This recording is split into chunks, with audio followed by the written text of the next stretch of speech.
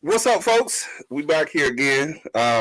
Real life real estate investing uncensored. I want to make sure we understand the difference. There's the Wednesday show that's regular.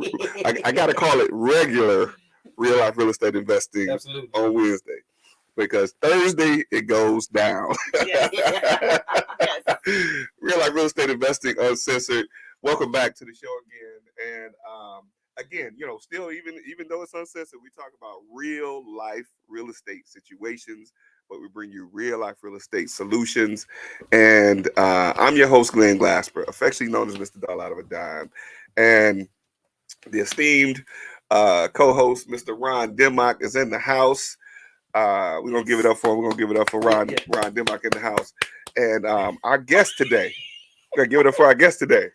Hey, listen, y'all know it's going down. Our guest today is Nicole Hunter, the Dream Hunter. We're gonna give her a name. I don't know. Nicole came in, she already. Where's my camera? She came in pressing the buttons and everything. I'm already hyped. Where's my camera? All right, there we go. What camera am I looking into? So right here. You over right here. here. You looking at that one? You looking at that one? Yeah. I look. Yeah. I look. Nicole came in. So welcome back to the show, folks. Thank y'all for joining us.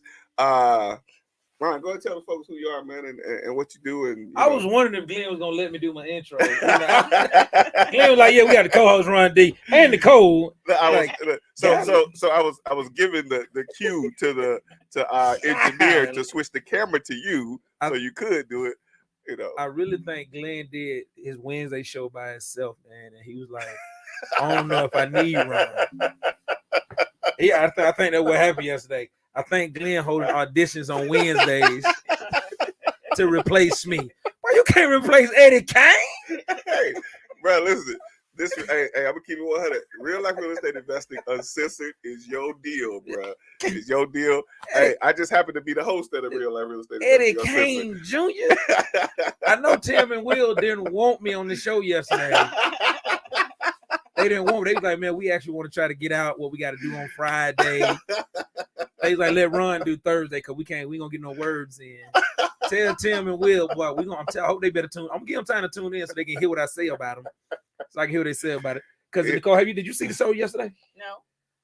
But why you didn't see the show yesterday?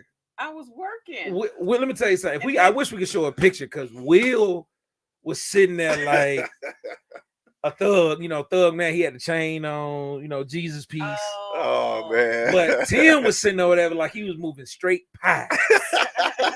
He had on an all-white Puma suit, look like that was sexily fitted. Oh my God, you guys are hilarious. It was sexily fitted for his body. But he was looking like he sell pies. I don't think he really sell real estate. So like pies. What kind of He pies? didn't look like old Daddy Kane. He was selling them white pies. Selling them white pies. He could have been selling man gravy.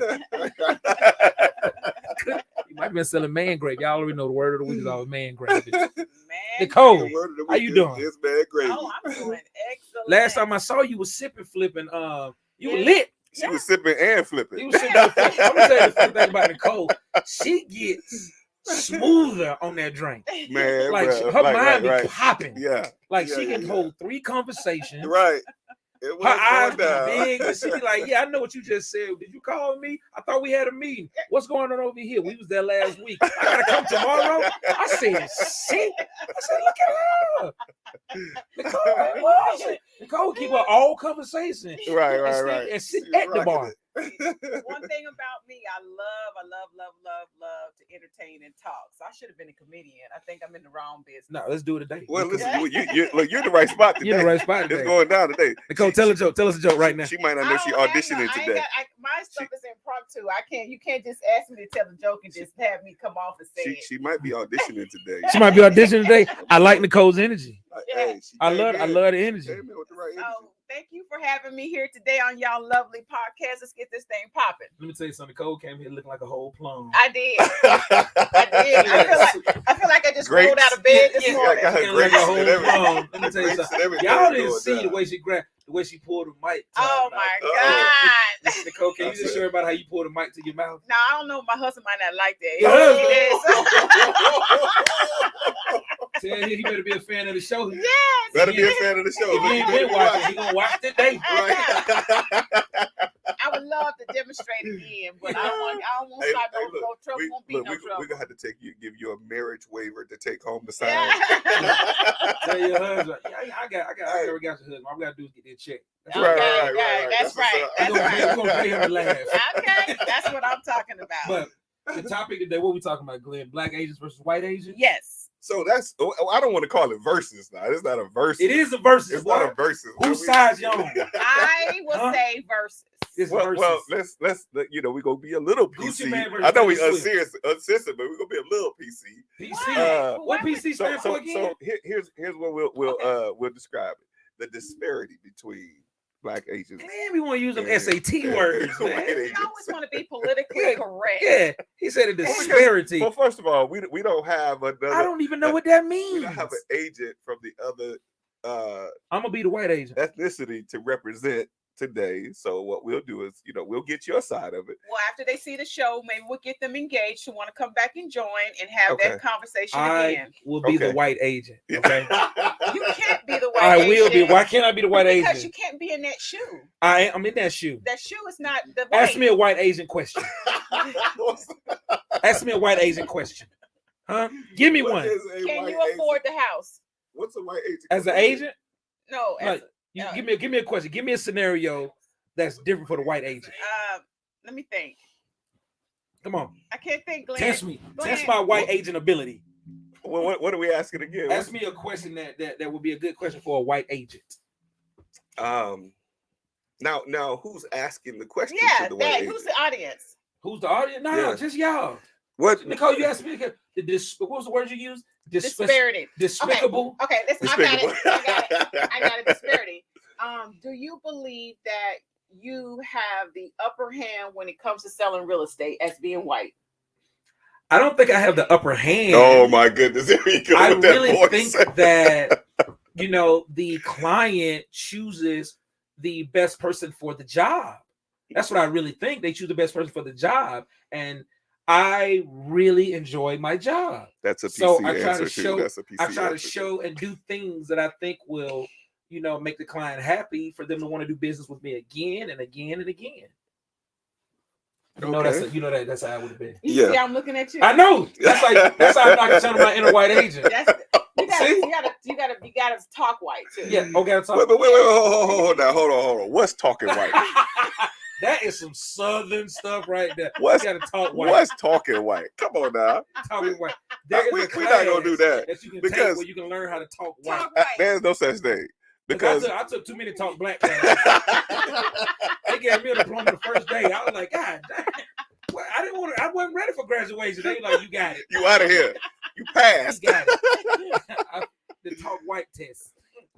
So listen. Well, there's no talking white because there are those of us who speak With with diction. diction, and My wife. is that talking white or is that just intelligence? So if So let me ask this question: who sets the bar for what's talking white and what's talking black? Who sets that bar? nobody says it, it's just your own terminology of it. Because the bottom line is, white agents are not going to talk with their hands like me right now, and they're not going to put no oomph in it. You need to put your hand down. I get offended when you Oh my God! Uh-oh. You put, And Especially when she And grabbed that they're mic gonna when she be came they're, in. they're going to be. I feel there's some agents that can be a little bit more down to earth, whether they're white or black, Mhm. and then there's some could be condescending. So I've met some that have been condescending Okay, when let's- talking to you, which means they come off like they speak better than you. They're more fluent in talking to you. They're more all of that above. you think it's them or do you think it's you? Oh, that's a question. Because it could be how you seeing them. Oh, Uh-huh. well, that could be the Yeah, it could situation. be how you seeing them. And the reason I say that is because my wife is from Seattle. I am too. Are you? Born and raised. Did y'all talk about that? I don't remember. She went to Rainier Beach. She So I graduated from Roosevelt High School, and I live by Rainier Beach. yeah, she went. My wife, were you? Yeah. Okay, that's a whole other conversation. Okay, we're man. talking about that Yeah, later. yeah, That's yeah. it. But She's I from have Seattle. been told that my voice kicks out. Talking proper. I call it talking proper. Talking proper. Talking Okay. proper from Seattle. So is that talking white Yes. or is that talking black? Yes, because ain't no black people out there in Seattle. Give me an Who defines it as being proper though? It's a population of Let's 100. talk about it. Who defines it as Nah, being but proper? it is some black people. It is some black people out there. I thought the same thing. In Seattle? I went out to Seattle. I was Listen, like, the only Jesus. black people that's there is my fucking family. Excuse my language. Yeah. This is uncensored. And Oh, my wife, it's my family. and my wife's family. Because let me tell you something. You ain't been cursed out until you get cursed out by a black family from Seattle Yes. who's using perfect diction. Yes. My wife used to say, "Are you serious? Simple as you are. You're simple as hell. Like, hey, I'm used to being called, simple as oh, simple. But when someone says every syllable, it really hurts. yeah. It really hurts. Because you know they really mean it. Yeah, they really mean it. So when I go out to my wife's family in Seattle, they are very, very much so black. It's not. It may not be the project black that some of us. Yeah. But it's definitely black. Yeah. But they just speak with diction. So I don't care how you say the N word or any other word. It's still black people talking with diction. Yeah, and I believe my family's on a whole nother level. They look different to me versus being out here in the South. They look different to me. They talk different and they handle things way different. See, my mom always talks real. My mom says, "See, Nicole, you don't always have to come off that way." And I have to stop and look at her. I'd be like, just, let it go. Just be nice. Just be friendly. That's what your mom says? Yes. Oh my God, what is it with women from Seattle? What is it with women from Seattle? See, me, I would be like, no, you need to get it together. I'm not the mother. That's how my wife and her sister talk. And I'm moving my head. I'm not the one. So that's how my wife and my sister-in-law talk, just like that. Yeah. Okay, boo-boo, not today. I'm not the one. Okay. That's exactly how she talk. It's a flower. You took me, triggered me. Oh my God. Yes. So white agent, yeah, black agent. Yes. Come on, come with it. I'm the white agent. I'm gonna be the white agent. Everybody look at me as the white agent. Okay. Okay. So you want me to ask another question? Ask me another question. Okay. How about we flip the roles and you ask me a question as a black agent? All right, everybody. Just for context, I'm the white agent. She's a black agent. Okay.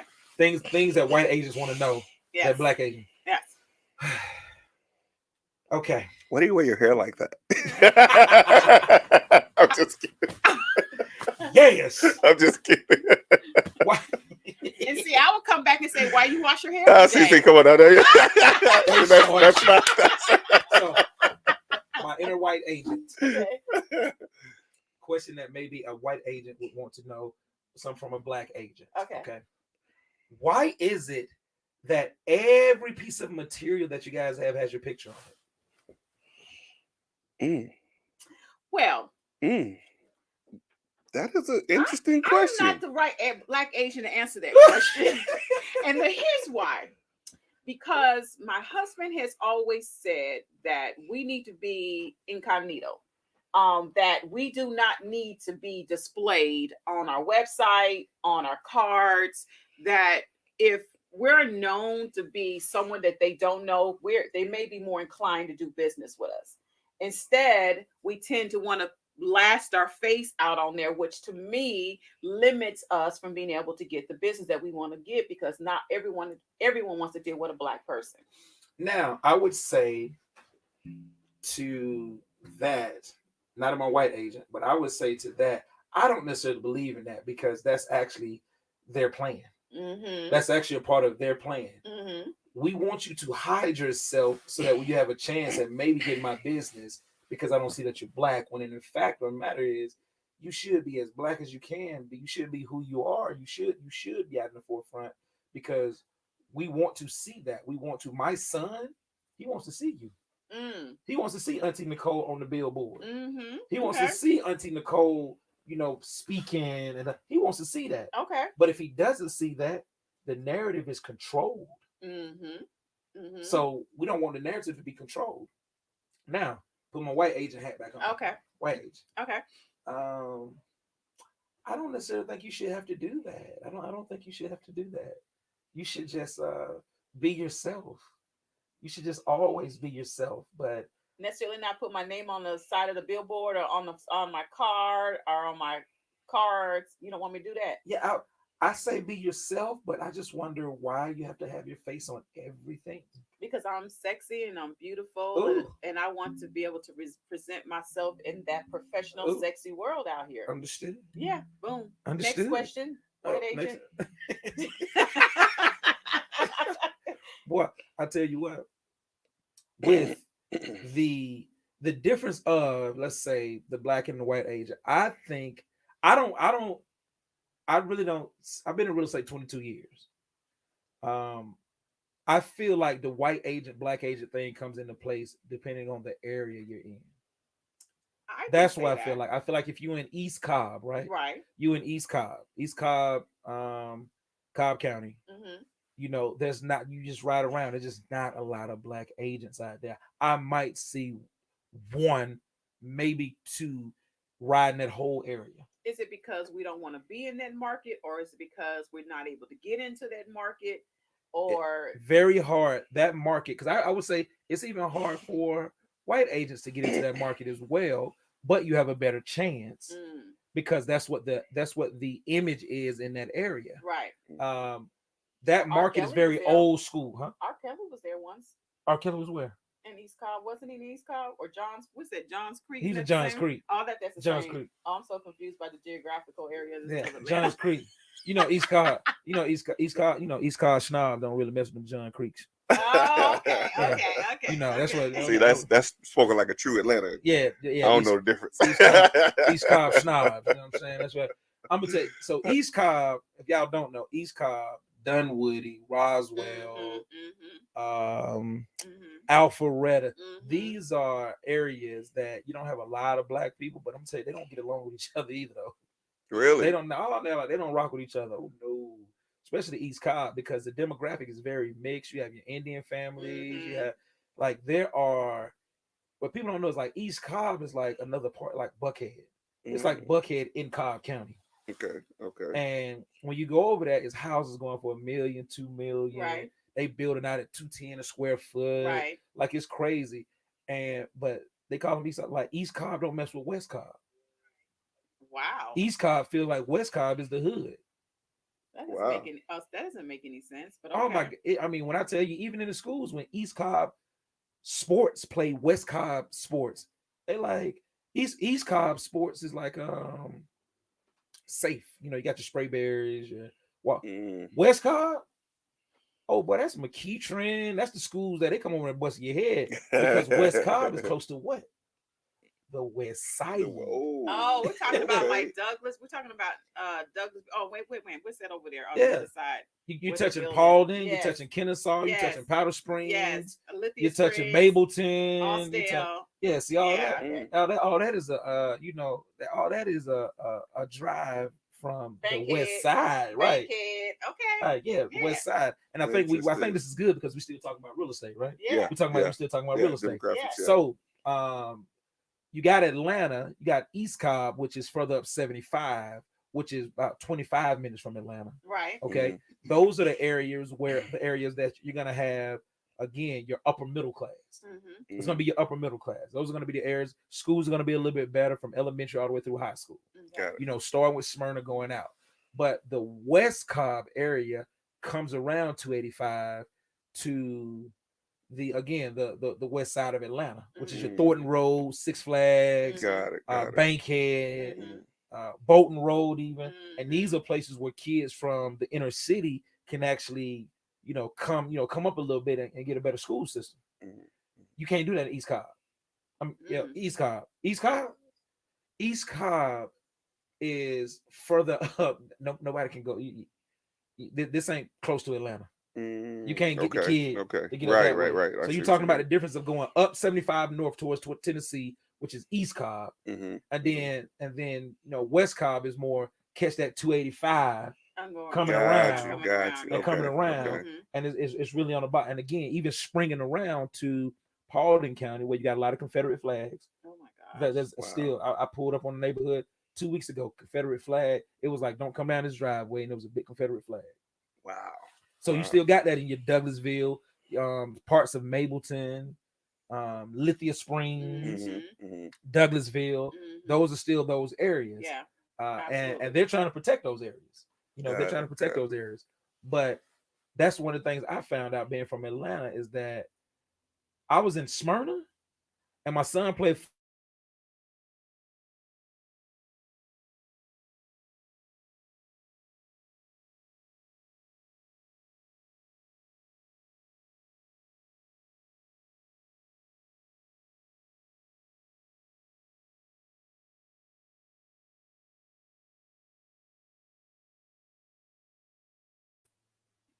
to get into the East Cobb, Roswell. That's where the black white agent does play a part.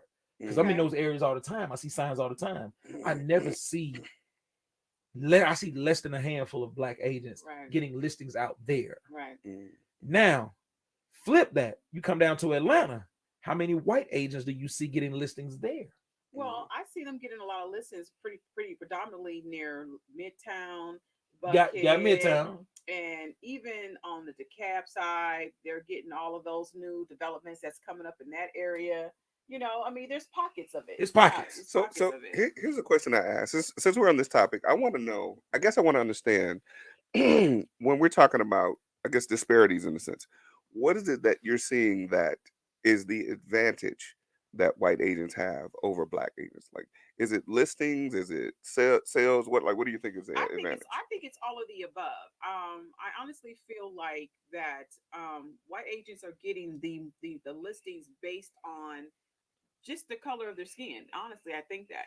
And also, I feel like is it a tan color scheme? I mean, they tanning, and they can or is it just all the way? It could be tan. It could be what we call pink. They could be a little pink. You know, not pink toe. Yes. So not you pink trying toe. to specific thing. So not pink toe. Let me play angel's advocate for a minute. And this is just how I see it. You know, how I see a lot of things. In many ways, I don't think it's just. I mean, we can't just minimize it to just the color of their skin. Here's how I see it, and this is true for a lot of things that we in our community do. They work together. We don't always work together. I agree. So when you hear, like, a lot of times when I hear Keller Williams team this and team that, they work together to share listings. They partner on getting listings, and they share in the revenue. Right. We can't even partner on a wholesale deal. Ooh. And have to split $5,000 because we want the whole $5,000. Right. You see what I mean? Right. So that's how I see a lot of that. And I mean, and I'm open to hearing if I'm wrong. No, I think I would agree. I would absolutely agree with that, because if you look at a lot of these different brokers, if you look at the teams that's listed on those brokers, most of those teams are collaborated in an all white setting. Yeah. And you're not going to hardly see all black setting. And if you do, it's very far fetched and few. And even with that's that particular team. That's, for example, I'm in Coldwell. I've only known one black team that I've seen. It's probably more. I mean, I could be stand corrected. Speak on it. I could speak on it. I mean, I know quite a few. I know quite a few what black agent teams that work together. That work together. You got the Wealthy Group, which is Terry. Yes. Her group is killing it. You got Kimberly Mason. Like, she has a team and they work together. Okay. You got what's her name? She's gonna kill me. I can't think of. What's her name? Exit Realty. What's her team? Sean. Well, I can't say her name. Real Estate Resource Group. My wife, her team, they work together. So, and I definitely got to give her a shout out. I got to think of her name. I can call that out. But there's not as many of us out there teaming, and if we are, it's kind of, we have to make sure that we cut out the Sharon. That's what I'm trying to say, Sharon. We got to make sure that we cut out the stigma of not being able to get along, and so we have to be able to come together regardless of how much money. Some money's better than none money. No money. Sorry. Right. 50% of some is worth more than 100% of nothing. Yes. And so if we can do that and always come together we can get more and more and bigger listings. So with that in mind, me still playing angel's advocate. Don't get it twisted. I love my people. But at the same time, I don't think we can fault another race of people just for the color of their skin. Because I'm not saying they work together and we don't always work together. Oh, I'm not saying that. I'm just saying. That's how I came on. Yes, I still feel that they are ahead of the curve always because they work together. But I don't necessarily. Okay. I just want to say, Gervy Law Group, who's a white man, is my light skinned brother, who's Right. who's here. Shout out to Gervy Law. Shout out to Group. Gervy Law. If anybody want to close the Gervy Law, he put this whole thing together. I just My want to brother. say that even the groups that are all white, they don't get along. Don't get it twisted. Now, Right. Here's I the don't thing. get it Here's- twisted. let They me fight. say again. I'm They just slap. I'm just They don't fight, angels. they slap. I'm just angels advocate again. Okay. You're right. Mhm. They don't always get along, but in their disagreement, they agree that the goal is to get paid. Okay. Right? We don't have to be kumbaya to get a check. Mm. We in our community sometimes think I gotta have dinner over your house and hang out with your kids for us to cut a check together. Mm. I don't gotta like you for us to get paid. Okay. We just gotta follow the rules of engagement of how to get the check. Mm-hmm. Well, And that that goes doesn't for always- marriage too, boy. It goes for marriage. That's relationship. That's relationship. That's relationship. That's relationship. And I have to quote. I got to give him his credit. Robert Watkins. I watched a video of him. He said today earlier. I watched a video earlier where he said that the new currency, while they're devaluing the dollar, the new currency in this modern time economy is relationships. Yeah. You see what I mean? Yeah. So in the disparities that we're talking about, whether it be black, white, whatever the case, whatever race you talk about, we have to look at what are we doing about the relationships. And I'll be honest, I'm at fault. I don't always foster the relationships that I typically have. No, you don't, Glenn, because I should have been on the show yesterday. Don't worry about that. Because I'm all over the place. Well, if But you're going what- to be about speak about honesty, I wasn't on the show either. And I don't think he even brought a show to me. So Nicole is not going to talk about not being on the show. She was supposed to be on the show last week. Nicole was drunk the night before. Right. And called and said, "Oh, we supposed to be in there today?" And look, and then I had to call her to remind her today after we confirmed last week. So I'm gonna put you on blast. You trying And to she put was, me out there. and she was late I today. ain't hear you. What'd I you say? was on time. I ain't hear you. Looking like a Nicole, what'd you whole say? pie Hey, topping. It was 12 o'clock. I pulled up at 11:59. That is on She time. put up here looking like a sweet plum. Yes. Yes. She had on plum lipstick. I want to see what these comments are. Oh, my phone is ringing. I'm sorry, y'all. Let me put a mute. That's okay. That's so We'll disrespectful. take care of it. That's okay. Oh, Jesus, that's so They disrespectful. want to know. That's I probably forgot to people put that- it on mute. That's probably your People- husband but calling. that your trying to husband figure called. out- He said, "You grab that mic one more time. Get your lips away from that microphone." Feeling jealous right now. Thank you, sir. Thank you, sir. Let me just put my phone on mute so Feeling- nobody else will call Feeling us. jealous right now. Yes. Speaking Yes. to that mic like that. Yes. I want to see what the people are saying in the What comments. they saying? Because I would like, do they have any questions or we can answer or they want us to talk about? And that's the thing. I want to get the audience participation. on Yeah, this topic, absolutely. just for the sake of seeing what the general public's Yeah. idea on something like this. Yeah, But we're here having a conversation, so we can keep it rocking. So just going to for me, the disparity. We go to multiple meetings. We network with a bunch of people, and from what I see and experience, I feel like that the different race does play a part in real estate. Mhm. Most of the older agents and are of the other race tend to be able to thrive and keep going more so than the black agents, even regardless of them being in a group or not. We tend to fall out because we're not able to stay afloat because we're not getting the listings that we so deserve as well. No matter how much marketing we do, no matter how much connects we make, we're still not able to reach as far as I feel that the other counterparts of being of another race are getting. We're not able to be on TV. We're not able to showcase We're what not we know. able to. Well, we're not getting on there. Okay, let me just speak. For example, HGTV, Mhm. they always focus on the white real estate investors, the developers, the builders. We see very far-fetched view of black people on that show.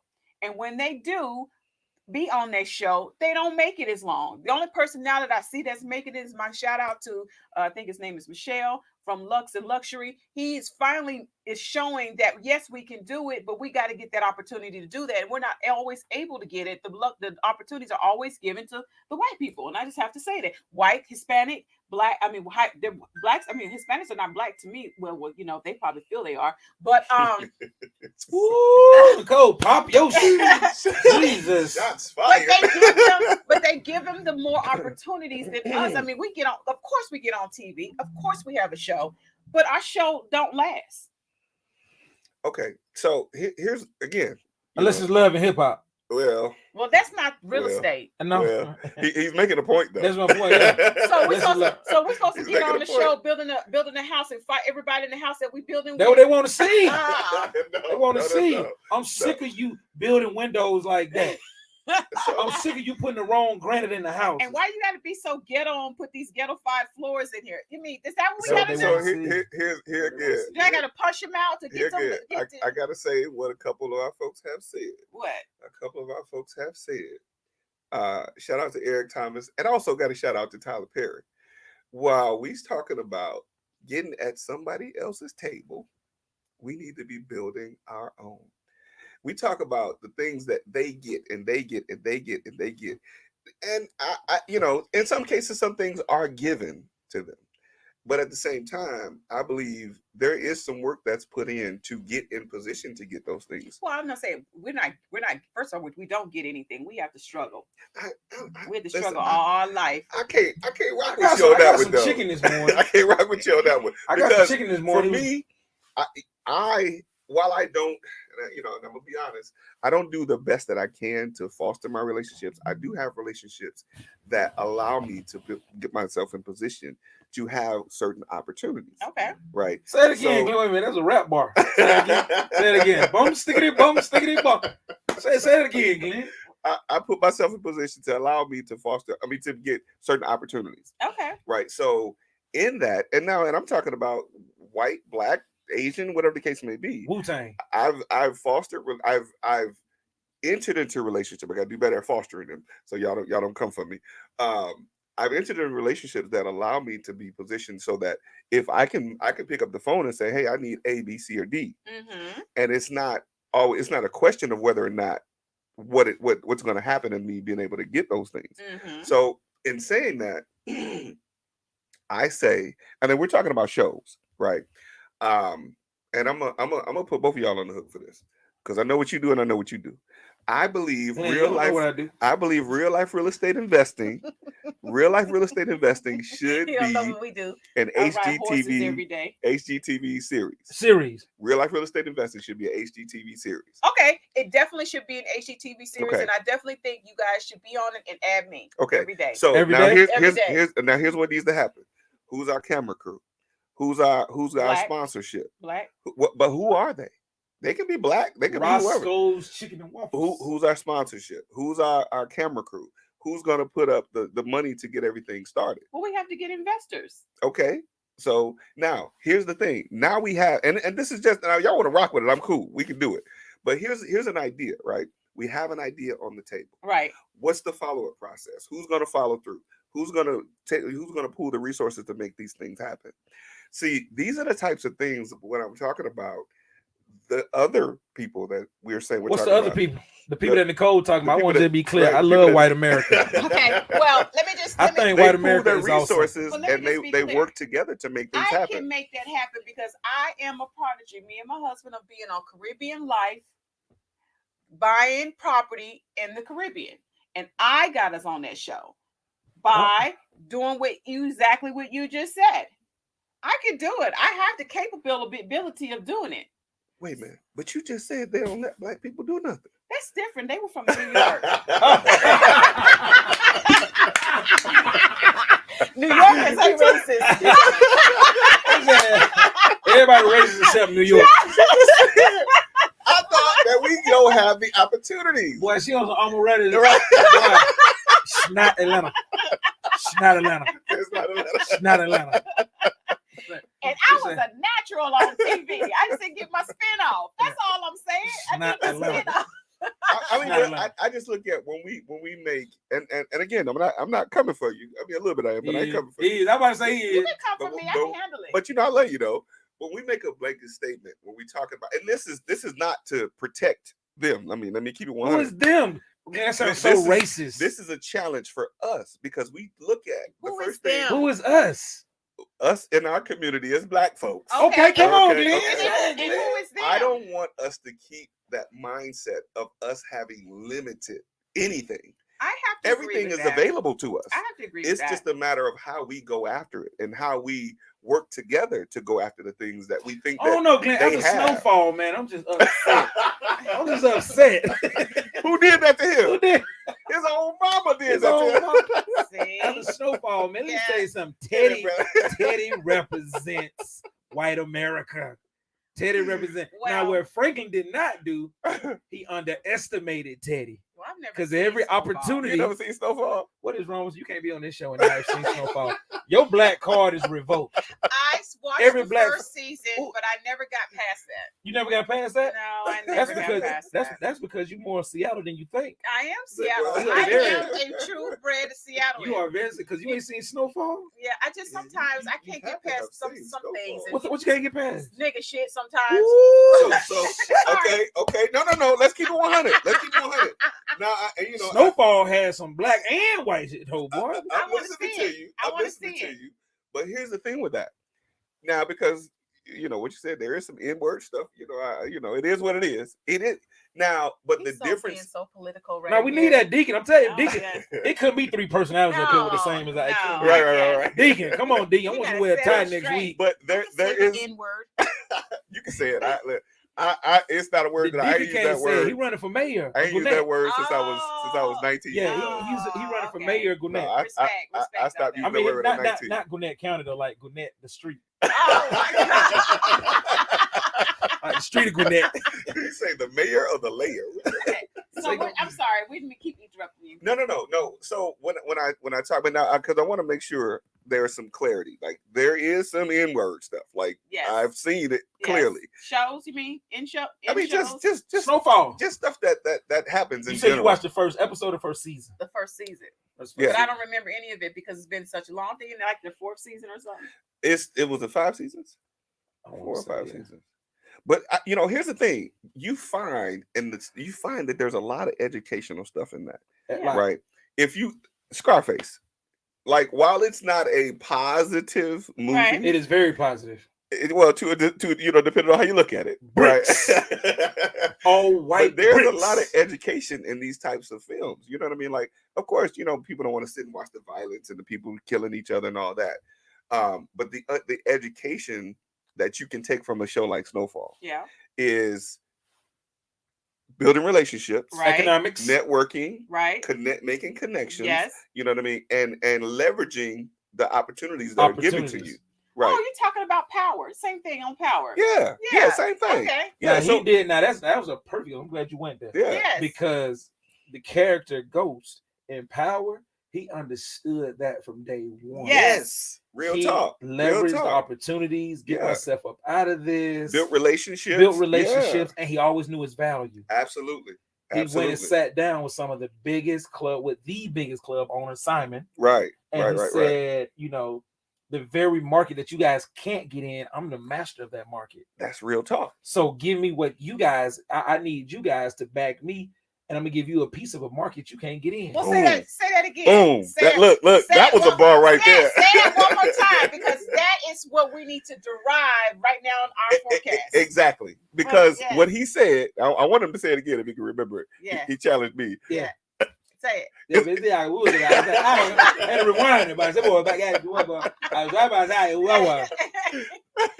What he did was he brought his value to Right. one of the largest club owners, which was Yes. Simon, and he Yes. told him that you cannot get into this market, and I'm the master of this market. And what I want to do is leverage the relationship by having you guys back me in a market that you can't get in. Boom.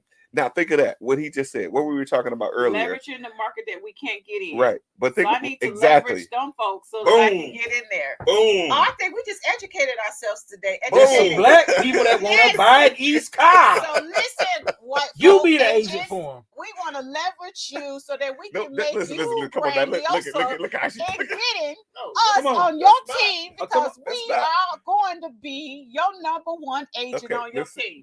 you don't build a relationship by telling people you're gonna leverage No. them. Oh, okay. I'm I gonna take that use back. you. I take that back. I'm gonna use you for my own purpose. I take that back. Hey, you know what? I agree with that though. Let's go ahead and get it in the open. Let's go ahead and say what it is. Right. A lot of I have white builders and investors who will not buy in the city of Atlanta. They won't buy in the city of Atlanta, even though the numbers are great. In the house for 80,000, 90,000. They would rather not make 100, 150 grand on the house than to go down to the city every day, renovating houses, possibly because they don't understand the demographic down there. So they need to leverage us that will. There it is. There's that part. Yeah. There it is. That part. That part. Yes. Yeah. There it is. Okay. But we have to know how to create those relationships to create those opportunities. We know how to create them. Us three on this couch. Yeah, we do. Absolutely. And that's the thing. That's what I'm talking about. Like when we're talking about, I'm a dare use the word leverage again because you jacked it up for me. I'm gonna leverage you. No, Let me tell you, my brother. Right. Red fish, blue fish, knick-knack, paddywhack, 2009. Oops, I'm out of time. My bacon smelling fine. Oh my God, you guys! I didn't understand nothing you just said, but okay, I got it. If you hit a man in time, his wounds will heal. Okay. Great analogies. Okay. Well, Swine, my brother. with that said, I just want to be the black woman on the white team to be your The leverage. Come on, because you was about to say something that was gonna take us to another stratosphere. Right. So as much as you want to leverage, you are willing to be leveraged. Is that what you're saying? I can be. There we go. But I am from a white state, so I should. I mean, it's better than me. It is definitely. It's better than me. It's actually a blue state that they would call it, but yeah. Politically correct. Always politically correct. Politically correct. Politically correct. Politically correct. Yes. I used to be a little light skinned. You used to be. Coming to the South made me a little dark. I'm saying, then what happened? What? But you can't. Anybody from Seattle? How old when you left Seattle and came here? How old? I was graduating from high school, 1989. Went to Memphis. I went to the worst place ever. I went to the hood. Were you culture shocked? Very much. My wife was culture shocked. The moment I got off the plane, she said you never seen so many black people in the airport. I've never seen so many black people before in my life. I thought I died and went to heaven. Woo, sister soldier. I said, all the black people in Seattle, please come and move to the South. 5 years later, I regretted it because I got tired of seeing black folks. Ooh, now that's true too. Yeah. Because then what you found out. Okay, it's cool. Yeah, because then what you found out is that these my people. Yes. Okay. Mm-hmm. This is my culture, and I don't like them. I don't like. That's what you found out. No, Nicole, that's what you found out. That's what you found out. Let's see if we can break this down. She came on the show advocating for her people, and now she realized she don't even like her people. Cold switching. Right. That was that second glass of wine. She bi ethical. She bi ethical. She bi ethical. Hey, listen. Let's make sure we understand. Ron D has came up with his own word. Bi ethical. And we're gonna put it in the real life real estate investing dictionary. Hey, let it be the first one. Right. She is bi ethical. Her ethics can change at any minute, right? She is fluid ethically. I am fluidly. She fluid. She is talking politically correct now. She fluid ethically. She can adapt over here. Yes. She can adapt over here. Or I can adapt over there. I mean, I can. That's exactly what it was. I can interchange. She got down here. She saw her people. Yes. Mm-hmm. She said, "This is so beautiful." Yes. Then she saw how her people really act. Yes. All right. Now her people in Seattle, because the people in Seattle, that's a shade of black. Right. Yeah. See, that's a shade of black. Yes. It's not the black. No. It's like black. It ain't until you get to the hood when you that get down you know south, that it's good in the motherfucking hood. Yeah. Bars.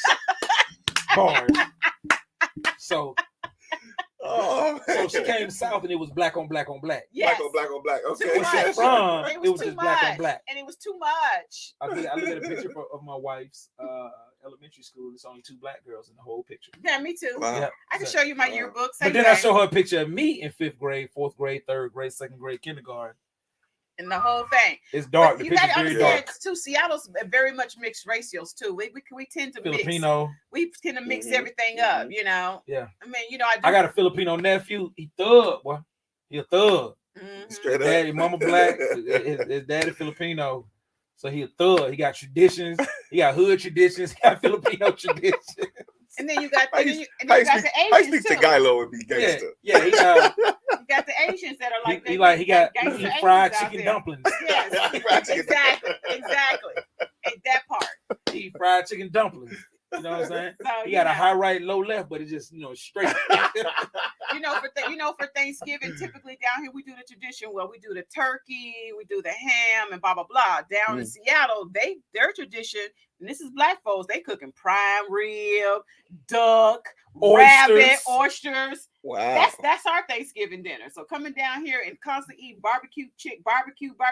I don't ever want to see another piece of barbecue in my life.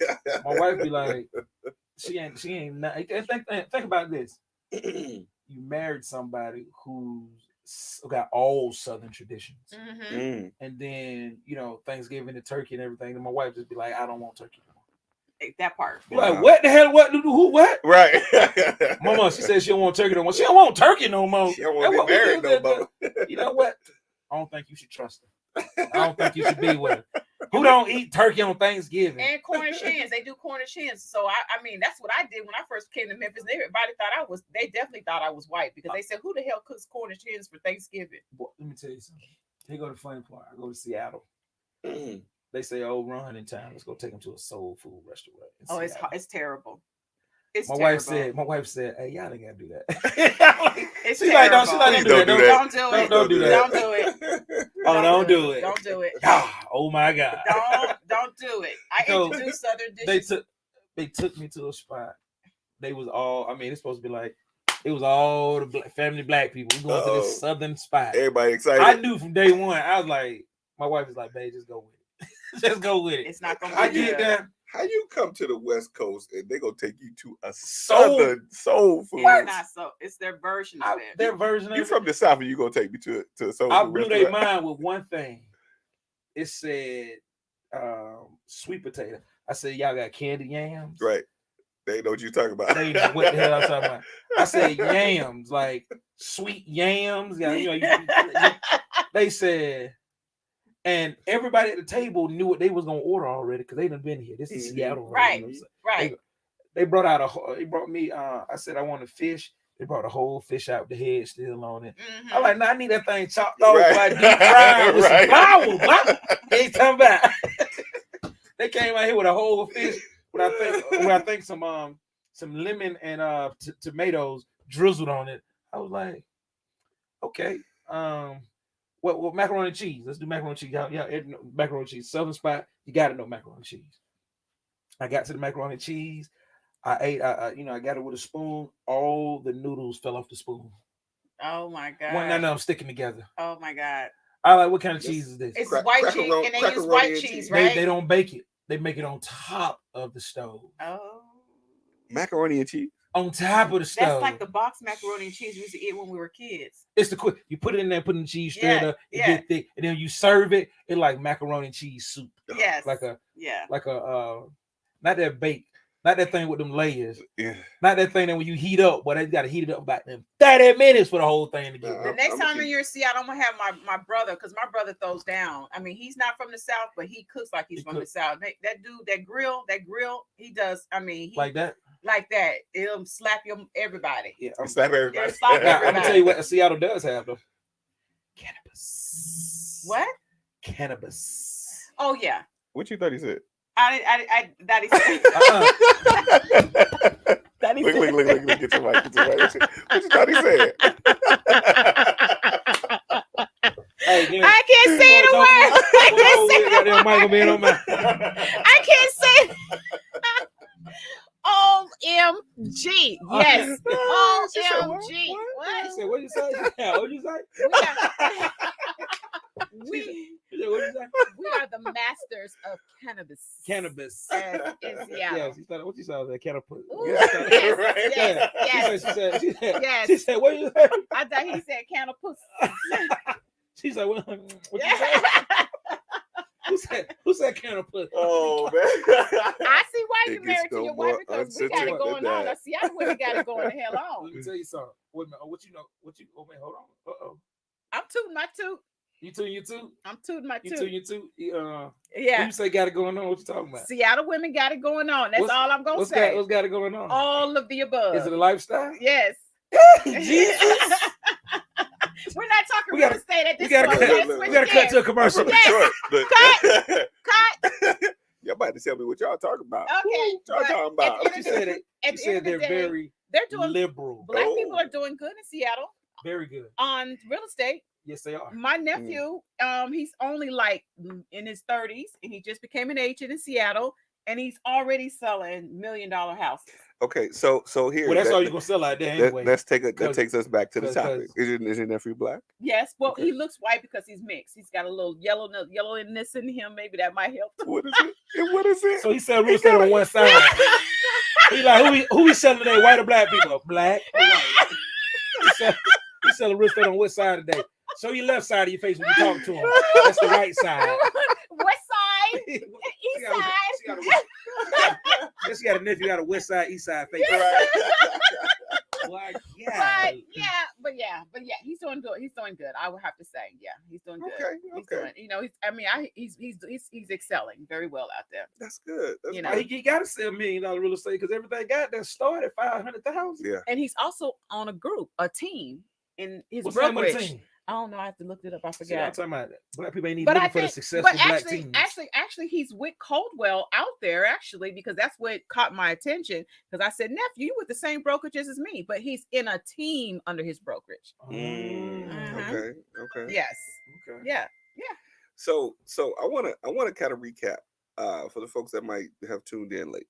Mhm. Our conversation No, we has can't been, talk about lifestyle. That's their business. yeah. That's their business. We're talking about the differences, The disparity, between black and other race. so She ain't saying other in race. relations to We done already educated her. Yes. She came in, she was like black and white, and that's the other race. The other race. other races I'll or close other the races. show being politically correct. No. And listen, we keep it 100 now. We Okay. keep it 100 because we don't want to water down what's being Don't presented. water down the truth. Right. We want it to be understood. Now, I mean, I'm going to use the words that I believe that will be, even palatable for me, not for just anybody else. Dan went to college, man. I want to let y'all know that, man. I'm the co-host for a reason, bro. Because the host be using these words.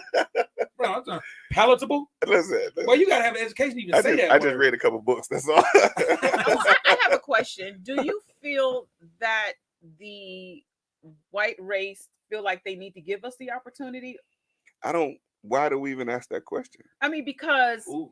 it's a question that is out there. Do you feel like there's a bunch of agents that want to work with us or don't want to work with us? I think, in my opinion, do we leave it up to them whether or not they want to? I mean, they can choose to work with who they want to work with, Man, that's and where we your can, wisdom kick in. right? We can That's a good choose. question. Yeah, we can choose who we want to work with. Mhm. I like it, Nicole. Keep on with that. What Mhm. makes us valuable, right? Where does our value lie? First of all, let me say, where does our values lie, as well as our value, Mhm. right? Mhm. Where do these things lie where it makes someone absolutely make the choice to want to or almost need to work with us, in a sense? You get what I'm saying? So what I've always understood when I got in the business of real estate over 20 some years ago, what I've always understood, I don't think I really experienced a black or white thing. It was more of a green thing. Where you from? I'm from Detroit. Oh, well, that explains it. What it explains what? What that mean? Mm. What that mean? Nicole, speak on it. What that mean? Speak on it. Because I feel Detroit to me I didn't see racism as I'm seeing it in the South. In Detroit? Not as much. Are you kidding me? Not as much. Let me make sure I'm clear now. Oh, what part of Detroit? I want to make sure I'm clear. I never said I didn't experience racism, Okay. but I didn't experience it being a black or white thing. For me, I got to the understanding that I needed to make myself valuable enough Okay. to where someone know that this dude knows what he's talking about. I don't care if he's black; he gonna make some money. So as long as you present yourself as to knowing what you're talking about, Yeah. then you're saying that gives you the value that someone else wants to take on. they can. I believe, and this is just how. I mean, this is me kind of seeing it through their lens in a sense. Okay. It is if we're about making money and we're about Mhm. getting paid, Mhm. what difference does it make what color I am? There's a difference, but okay. Okay, tell me. Tell me Okay, what. I Tell mean, me. you could be the same person, but with white skin, have talking the same talk, walking the same walk, making the same money. And if they have a choice to choose between you being black and that person being black, you the same too. You the same people. You know, it's just your brother's white and you black. Who you think they're gonna choose first to do business with? Well, I can't say that 100% no. I know what you're getting at. I don't want you listen. Let me keep it. Let me keep it 100. Okay. I don't want you to think I'm naive to the question. I get what you're saying. Okay. But for me, I don't see myself as being inferior to no one. Oh, You see what I'm saying? Come on, Pastor. So I don't allow myself to get caught up in they chose him because he's white or they chose me. They didn't choose me because I'm. So you don't speak that. You don't speak that. When you see that actually blatantly in your face, see that happen to you. If you see that blatantly, you're not going to have an opinion about it because you know your worth. I know my worth. I'm listen. My opinion what is your worth? My opinion is to feed my family. Okay. You see what I mean? My family. My opinion is my objective is to leave a legacy in my family. Okay. If I get caught up in who don't like me because this, that, or the other, some people might not like me because I'm fat. They might not like me because I'm short. Fat, man. You just I'm just saying. I'm not gonna get caught up in their values or lack thereof because I know my business with that person. If you blatantly saw that, if they made the choice not to work with me, we're not doing business anyway. Well, I mean, if you continue try to market your values and what you know and what you can offer to that person, even though they moved in a different direction. If it's an individual, no. Okay. If it's an individual, no. Okay. Because I know that, I mean, because we're talking about a waste of my time, right? Pretty much. You see what I mean? Okay. My time is more valuable than to try to sell myself to someone who clearly doesn't want to do business with. Okay. I'm not going to put my energy in that situation. Okay. Don't do it. But again, I'm going to show up always authentically Glenn. 100%. Okay. I'm a man before I'm anything else. Before I'm black, white, Asian, anything. I'm a man before I'm anything. Okay. I know who I am. And I ain't gonna say I always knew. I had to figure some things out, right? But as I sit to where I am today, I know who I am. And my value is not caught up in the color of my skin. Come on, Jesus. I'm not limited by that. Okay. I'm just as valuable as any cat that shows up anywhere doing anything. Come on, Jesus. As a man, I'm we... not gonna claim that I'm smarter than somebody. But as a man, I'm gonna handle my business regardless. I just want to double back. I'm sorry. You said the word gleefully. Huh? Was it glee or glee? You said something. Glee. No, I said I'm Glenn. I'm showing. I'm going to show up authentically Glenn. Just gather my SAT words. Right. You guys are hilarious. Just gather my words. Glenn, education. He speak like Dale Bronner. See, what you have to understand is a soliloquy for you to fall into the circle will allow for your posture to be uprisen from the spectacles of the earth landmarks. Tell me you don't talk like that. Tell me Dale Bronner don't talk like that. What? Dale Bronner. Well, you need a dictionary to talk to Dale Bronner. What? I don't. Let me go back to what I can't speak Ebonics. I didn't understand what you said. That was that was Dale Bronner, Pastor Dale Bronner. Yes, I know you go to his church when he speaks, because he speaks about 7 languages too, don't he? I don't know. I think he speaks about 6 or 7 languages. Right. When he speaks, his education and the words that he used will have you understood exactly how he used it. You may not know the word, right? But you understand. And I always, when I hear words, I always think about him because he be preaching. You be like, what a soliloquy, right? How you spell it? Is that 2 L's or is that what? What is that? Oh my God. Is that KW or QU? QU, yeah. Oh, okay. But that's how he preaches. Though. Okay. He preaches like that, highly. Okay. But it's crazy because he can say these words that you may not know the meaning, but the way he used it. You felt it. You felt it. Yeah. You felt it. Yeah. Okay, so I agree with the disparity. You agree? Yeah. That's your husband? No, this ain't nobody. What kind of picture is that? Is that a picture? What? Girl, that is not girl. Get that off your Marcus said that was Marcus. He said he outside. Y'all want to bring him in on closing? Yeah. Tell Marcus come on in. Wait. Is he at the door? Wait a minute, hold up. Let me see. He said, Mark, come on in. Okay, come on in. I'm saying, come on in. Yeah. Okay, come on in. This mic, slide this way, Nicole. Put the mic between y'all. Okay. All right. Which way? Oh. No, slide this way. Oh, Okay. Well, Okay, No, wait. Nicole, slide this way. Come on, slide this way. Slide You guys are so crazy. Oh my God. So with the disparity between black and white agents, we're just gonna agree to disagree that you got to know your worth. You got to know your I got lipstick on it. You got to know your value. You got to be confident in who you are. You got to be open to letdowns if someone doesn't truly value who you are as an individual and in what you do. So with that said, HGTV, we need us our own show. So you said something. I want to make sure we clarify now. You said we're going to agree to disagree. Yeah. But with everything you just said, I think we agree. Well, I was disagreeing about some other things. Okay, but those are the things that you pointed out. You pointed out all the things that we agree on. Yeah, exactly. That part.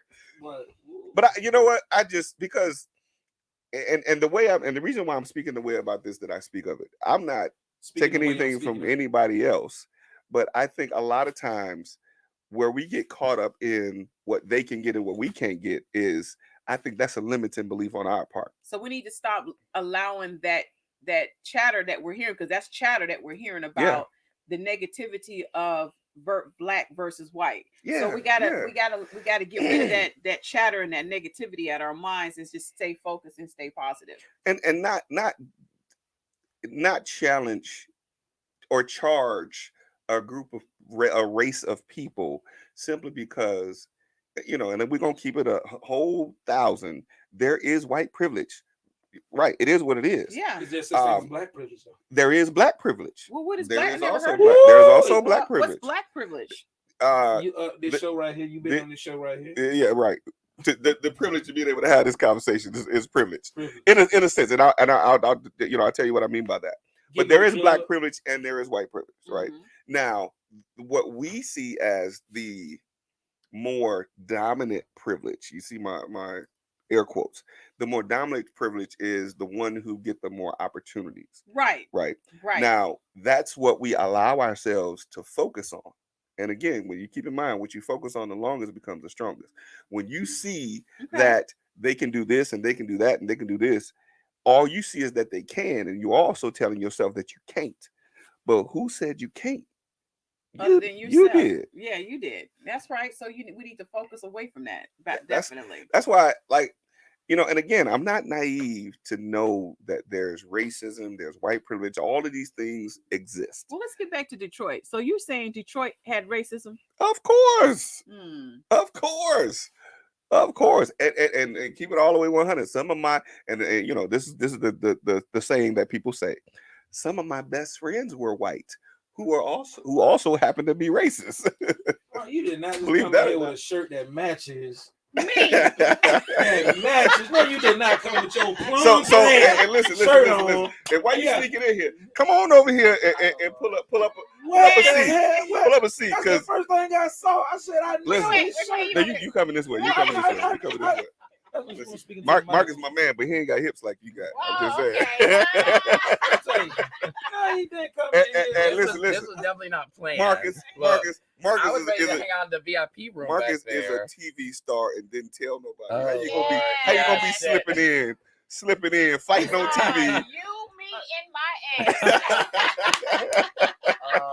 And the scene shows him get ready to fight. I want to see. So I filmed the show. Who won the fight though? I don't ever lose, so we didn't put that out there. See what I'm talking about? Give me some. That's what that right there. Oh, my bad. That's what I'm talking about. Confidence. He knows who he is. He said he never lose. That's not a black-white thing. We filmed the show 10 months ago, so it's been so long. I can't even recollect where the show at. I ain't seen everything. The show. It's on TLC. Yeah.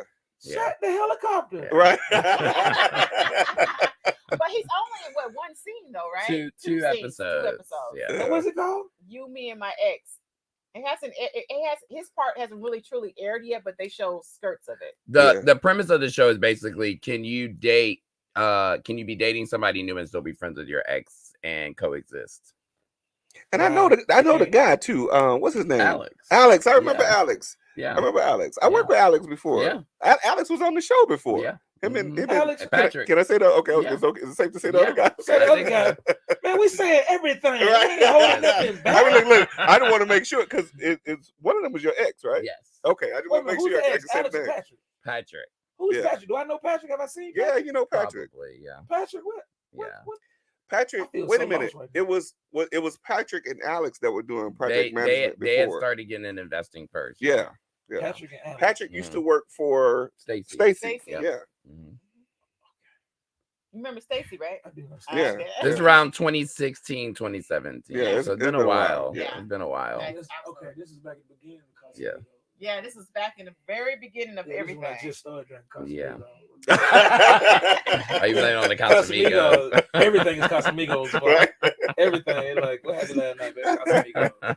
So we've been talking about the disparity between Black and white agents, and we were closing that we got to keep our mindset from thinking that they have more superior over what we can do, basically. Yeah, Our value. I don't always think it's a race thing. I think sometimes things happen unintentional, unfortunately. Mhm. Like people just kind of fall into the norms of what they're used to and not thinking about the other side of it, you know. Man, that's So perfectly put. Because you got to keep in mind, just hit me. You've Yeah. arrived. We've arrived. We've I been told here you an she hour. going to. Look, she We've been late. here- She we've been late here- and already Yeah. here. That was for here. We've been here an So- hour. The Black white age. Again, I do think that it comes out, especially in Atlanta, Mhm. because Atlanta is Black. Mhm. I mean, there's a lot of white, Yeah. Yes. but you got some big pockets of Black. Right. You Yes. got big pockets of white. Yes. Mhm. That part. And not all, I would actually say this, not all white Asians can get into the Black areas, but Black Asians do have opportunity to get into the white areas. Right. Mhm. And I Right. think it's because a lot of the white Asians don't want to even go and be an agent in that area. In Like, some areas, ain't right. nobody checking for the bluff. Ain't no white agent like, yeah, I'm gonna be an agent in Right. bluff. Right. You know what I'm saying? And I can't wait to be Yeah, an agent. East, I of the can't block. wait to go to East Point. Yeah, or East Point. Yeah, I can't wait. Unless they see an opportunity that we have already put in place, and that's when they come in and try to take over Ooh. that part. Ooh. Take over in what way? Take everything that's left that we had not had the opportunity to grab Who said you ain't had the opportunity to? because they take over. Who left room? They are for the them? takeover. Who left room for Put them that to mic take in your over? mouth. I mean, you're right. They are. They are the takeover. Look at her. Say it again. Say it again. They are the They couldn't hear you. takeover. They couldn't hear you. Say it Oh, again. I can't stand that. Yeah, that mic, you like, I can hear you. The mic need to get a little closer to your throat. You need to get a little closer to your throat. She came in with the mic, grabbing the mic in the Oh, Marcus, you should saw Yeah, what she she just came got in, here. grabbed the mic with 2 hands. She was stroking. I said, me and Glenn said, it's going to be a long show. in muscle memory, probably.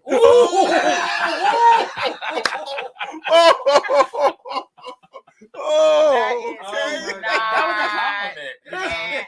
What took you so long to get here, Marcus? Hey, look, he said, call it jawbone. I know why you married her. He said, because she's the boy. He's a lucky man.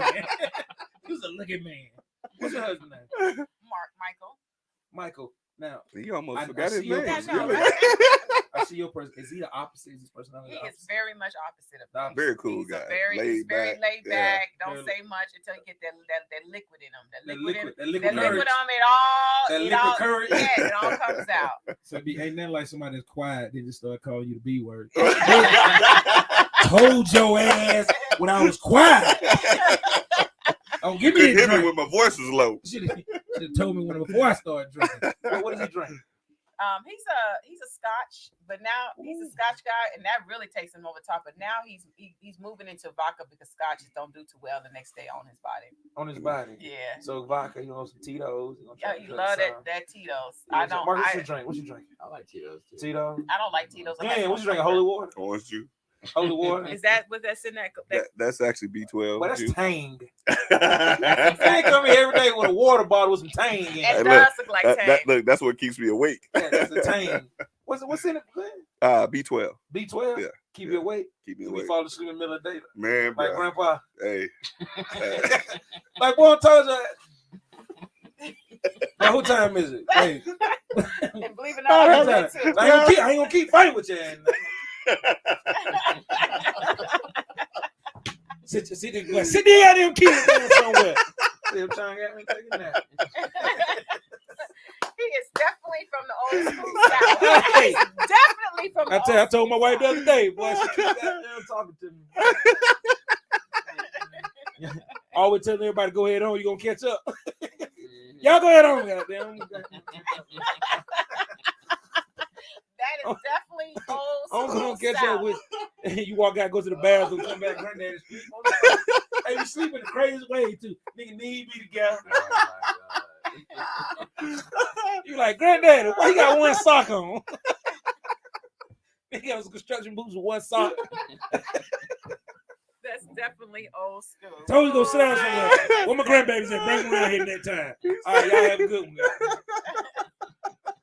You should have been a comedian. For Hey, sure. this Y'all guy gonna right have a here, good one. boy. We all got it. We all got it. That's a glitch. So you got that B12. He's He's trying to fight it. Marcus, he's trying to fight that age. You can't fight that age, boy. I'm gonna tell you, I know you're old. You ain't fall asleep in traffic. Oh, damn. You be sitting there in traffic like, boy, it's a good time to take a nap. But, if you put your car in park in the drive-through,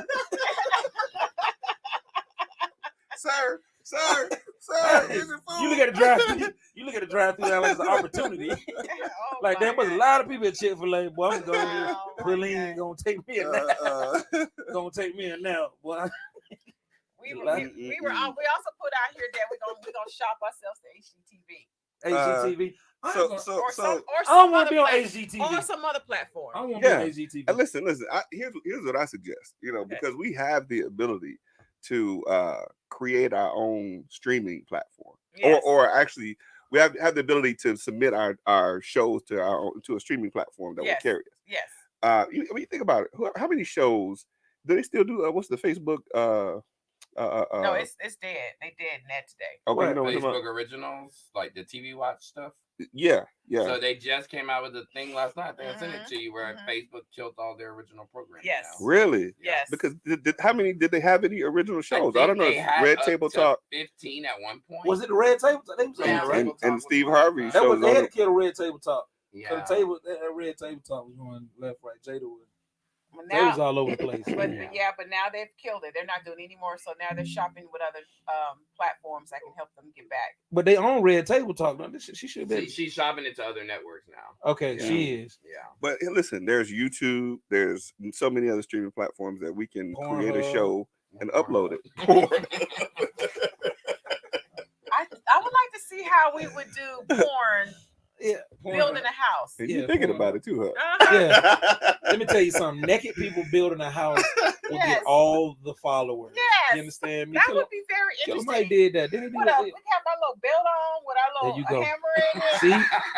See? It was all a dream. I can Hammer, wear, hammer in your belt. Uh-huh. You got a hammer in your Yes. belt. She got a And work. then- She got a and thong then work put belt. put my work apron on over Ooh, the top. I'm telling you now. That would sell. She I'll say tell a you hammer in her belt. Only thing I would wear is some Half work boots. naked people building a house. So many people would tune in. Yeah. Just building a house They in won't be in lingerie. trouble because it's not safe, but we Yeah. can make it work. Yeah, it'll be safe enough. Oh It'll be my safe God. enough. Yeah, Can the plumber's coming by today. Really? Yeah, really. Wow. Yeah, we It's got going pipe that need to be down. laid underground. OMG. Let me tell you something. That would be Everybody, Skinamax. That's what it would be. Oh, Skinnerback. Skinamax. But it would. I think Killer Mike, when he did his the show where he was trying to show the Bloods in the Cribs, and he did something like that. I think he gave people a test. Did you see it, Marcus? Did you see it? The BMF? Well, no, not the BMF. Killer Mike did. God, what was it? Well, he said he was gonna live off black products, like only black products. Oh yeah. I saw that. Remember he I did. don't think I Yeah. saw I that. never He gave saw people a test, and one of the tests was they wanted to learn how to learn a trade, like how to become an electrician. But he did it with like people with their clothes off, and he's like, he did a test. He's like, okay, here's people with their clothes on teaching you. Here's people with their clothes off teaching you, and everybody passed it with the clothes off because you understood exactly. It was the same information, but it was just people halfway undressed, and people was paying attention to like every detail of the trade versus people who were just teaching them the trade. And he was trying to show the difference in between like stimulation in the mind, like stimulate people's mind. People would learn better if you found a different way to stimulate their mind. And he just used sex because it was, it just that's interesting. it Very is. interesting. That's interesting. Yeah, because let me tell you something. HGTV come on, fine, sexy people come on there talking about building building a house. Yeah, you watching. They watching. They be like, you seen Bertha, man? Bertha got ass. What? What The way house she is- pouring that what- driveway? We looking at the house or the brick house? What hey, boy, what we looking at? Oh my God. Boy, she was pouring that driveway, boy. She bent over like, ooh. Oh my Boy, God. I'm gonna tell you, I'll be honest with you. I think that's why people like P Valley. You know what's crazy? Here's the Yeah. craziest thing. All right? right. That was I my have favorite never show. seen That P was Valley. my See, let me favorite tell you show. something. I've never What seen people don't watch it, Pastor. it. It's gonna All suck right. you in. Yeah. Pastor's gonna suck you in. Yeah. Your spirit will be Yes. interrupted. Yes. You Yes. will not be the same. No, you won't. When they say there is two or more, never mind. See that what I'm counting on. Let me tell you something. No, don't watch. I'm so serious. You know, all P serious. Valley was. I P Valley yeah. is you got to be strong minded. Yeah, I loved it. I So, loved but it. here goes the thing about it. Why is Uncle Clifford everybody's favorite character? Gay, straight. Uncle Clifford is everybody's favorite character. Because he knows how to manage a business. That ain't it. No, you tell it like it is. That's part of it. Yeah.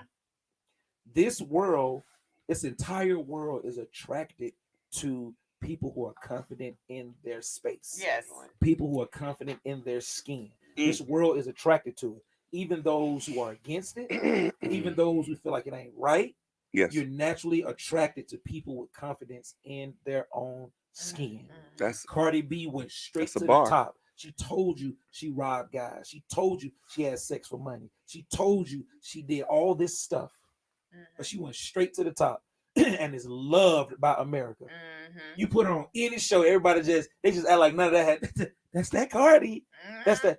It's like Everybody. Kim Kardashian. But the brokest people in this world will be judgmental and will try to hide their lives from this world, thinking that they somehow are better than a person who exposes themselves.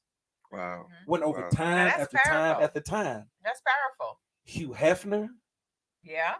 anybody that could just be who they are Right. and confident, Right. this world is naturally attracted to them. Mhm. It's Okay. no different than people who are bi-curious, because they just like, that's really, I honestly think why they love the Uncle Clifford character as well, because everybody has that curiosity of being that strong, or just owning up to whoever you are.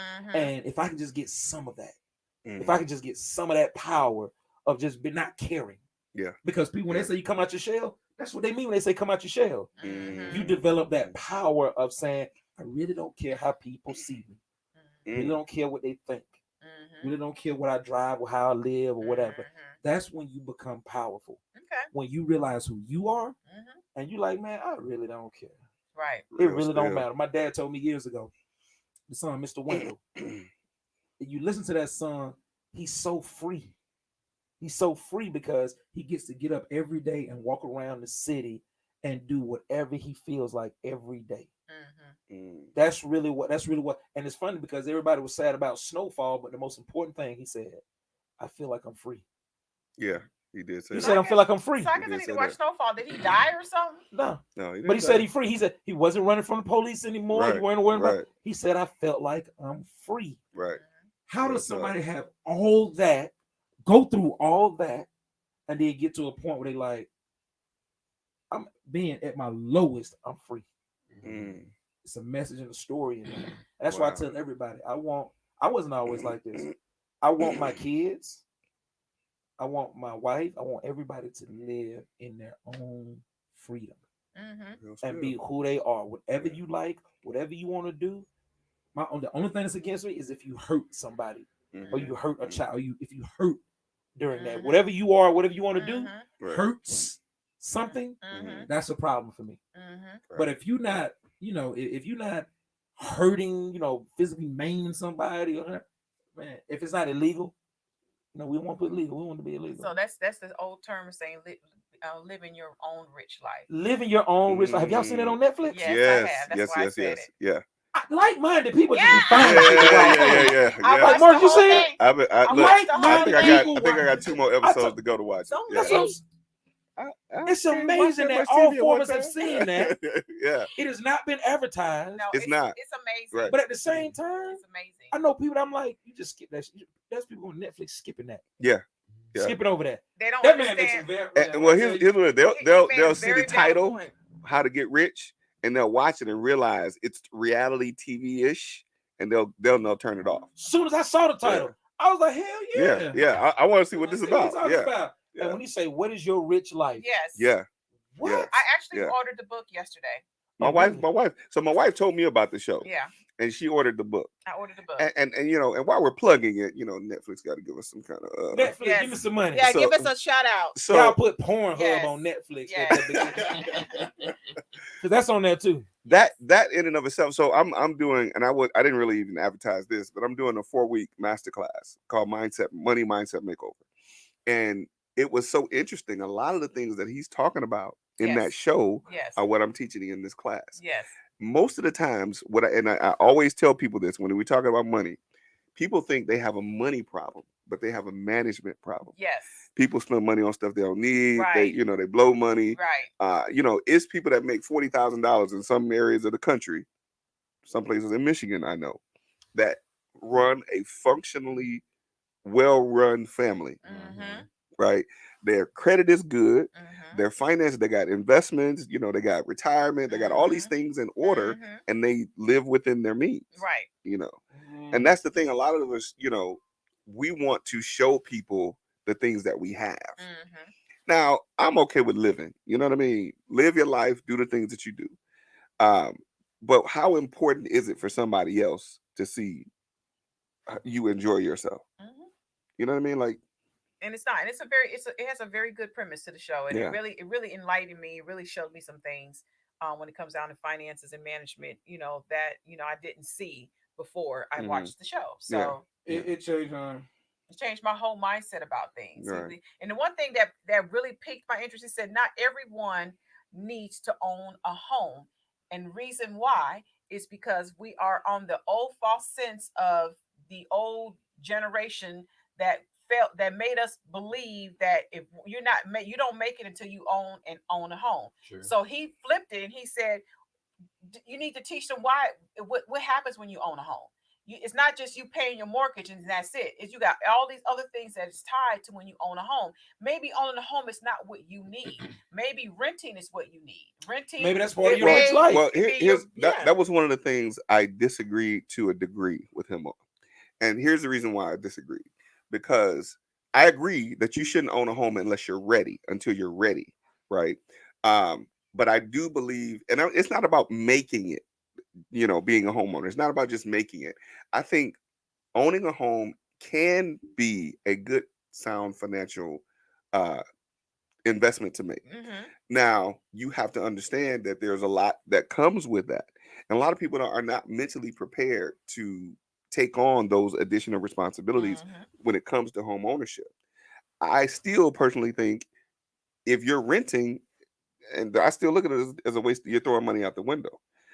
Because even in the time that you're preparing to become a homeowner, you're still paying money to someone in your preparation, which takes you longer to become a homeowner. Mm-hmm. So I would think the thing that people need to do is educate themselves on the things that it takes to be a homeowner and understand. The one thing that I learned that I misunderstood for a long time when Robert Kiyosaki said that your home is not an investment. I struggled with that for a while, but then I came to understand is what he means by that is, as long as you have to get up out of the bed and go to work and pay your mortgage, it's not an investment because that money's coming out of your pocket. But when you have investments that are paying for your mortgage, then it becomes an asset rather than a liability. So his point that he was making, and again, it's a new day and time. Mhm. He doesn't want to be tied down. See, a lot of us, home ownership comes with family. Mm-hmm. Mhm. You got kids, you want to put roots down, you need to establish like this is what we're probably gonna be. But if you're someone, if you don't have any kids and you don't even want to stay here throughout the year, you stay in Italy for 3 months, Right. you can start life like that. Mhm. Like that's the thing that they're not telling you. You can be 21 and go live in Italy for 3 months, Yes. and then come here and live in California for 3 months, Right. Yeah. and then go to Belize for Yes. 2 months. Yes. Right. And Right. if that's your rich life, Yes. that's your rich life. Right. And that's the point. I think the point that he was making, he was like, he don't want to pay the taxes and he don't want to have that that responsibility of being in one place. I want Right. to leave when I want to leave. Right. I may want to, this Atlanta's not working for me. Mm-hmm. I think I'm gonna go live in Belize for a couple of months and figure my next move out. Right. Figure out what I'm gonna do. Shout out to Michael Braswell, who actually did that. Yeah, Mike. Yeah, I saw Mike too at 6 feet under. So there's a new day and age because what's given to us now, what was given to us, is not necessarily today's truth. Right. Real And that's stuff. what I got So out of it. Yeah. my son's 21. He can make 6 figures. Mm-hmm. He can go live in another country Right. and be there for the next few years. He can, come back here and live until he figures out what he wants to do Right. with his life. Renting works out great. That would work out great for him because he's never tied down to. As soon as you buy the house, your entire life starts to be about that home. And what I mean when I say that is grocery shopping, family, everything kind of goes towards the economics of what this world wants you to be. That's what. As soon as you buy that house, that's what everybody. When we buy a house, it's like, yep, man, it's a Publix right there. Man, it's a rack room right there. It's a rack. Yeah, we got him. We got him. That's why we built this house next to all this stuff, because we know that we want you to plant seeds here and grow here. Because if you figure out that you can actually make money virtually, that you can actually move around virtually, that ain't really what we want. That's too much of our money going away. We don't want that. We need a homeowner. Because I don't care where it is, as long as you need to just own a home, whether it be California, Detroit, New York, just own a home here. Because if you figure out you can go to Australia, you can go live over here, you can live in the States for a few months and rent, or now we got Airbnb. Right. Now we got your friend's Airbnb. So now I can go live in my friend's Airbnb and pay him in his Airbnb, which is almost like an investment because I'm pouring into my friend. Right. Right. It's totally changed now. Yeah. That's the part that I think our generation is transitioning to understanding. Right. Is that my son has both of my sons got 700 plus credit score, 718, 720. One of them will be ready to buy a house probably the end of this year. He'll be 21 next month. He's like, Dad, it just ain't a priority for me. The only thing I say about that, and the way my mindset is set up is anything I buy, I look at the return on investment in it, right? So my wife's car was just wrecked, and initially I was a little ticked off because the car's gone now. But at the same time, I'm like, wait a minute, especially when they called me yesterday and told me how much they're gonna pay us for it. Right. It's like, it's a good thing that car was wrecked. Oh my God. So in my mind, I'm thinking, okay, now we got to buy another car. I was going to buy another car anyway. But when I was thinking about it, I'm like, I've been on and off about buying cars for the last 3 or 4 years because I'm thinking like, who's going to pay for it? I mean, yeah, I can afford it. I can take money out of my pocket and spend on it. But I'm like, wait a minute, there's Turo. So I said to myself, that car being wrecked now puts me in a position to go ahead and have a reason. Now, my wife's got to have a car, but then there's got to be 2 more cars that pay for that car. So instead of buying 1, we're going to buy 3. So when I look at even home ownership, if I was 21, knowing what I know now, if I was 21, the whole thing is about house hacking and stuff like that. But just looking at from your perspective, because nobody told us that. I mean, nobody told me at 21, dude, you can go anywhere in the world you want to. You ain't got to stay here, But now understanding that that's an option, the youth, the younger folks today should understand that that's an option. Even if I decide that I'm not going to be planted somewhere, wherever my roots originally are, I'm going to buy that home there if I can afford it, right? I'm going to buy that home there and I'm going to go live wherever. That home is going to be an Airbnb, it's going to be a rental, it's going to be something that pays for my travel, that pays for whatever expenses I have while I'm gone. And then when I decide to come back, it's there.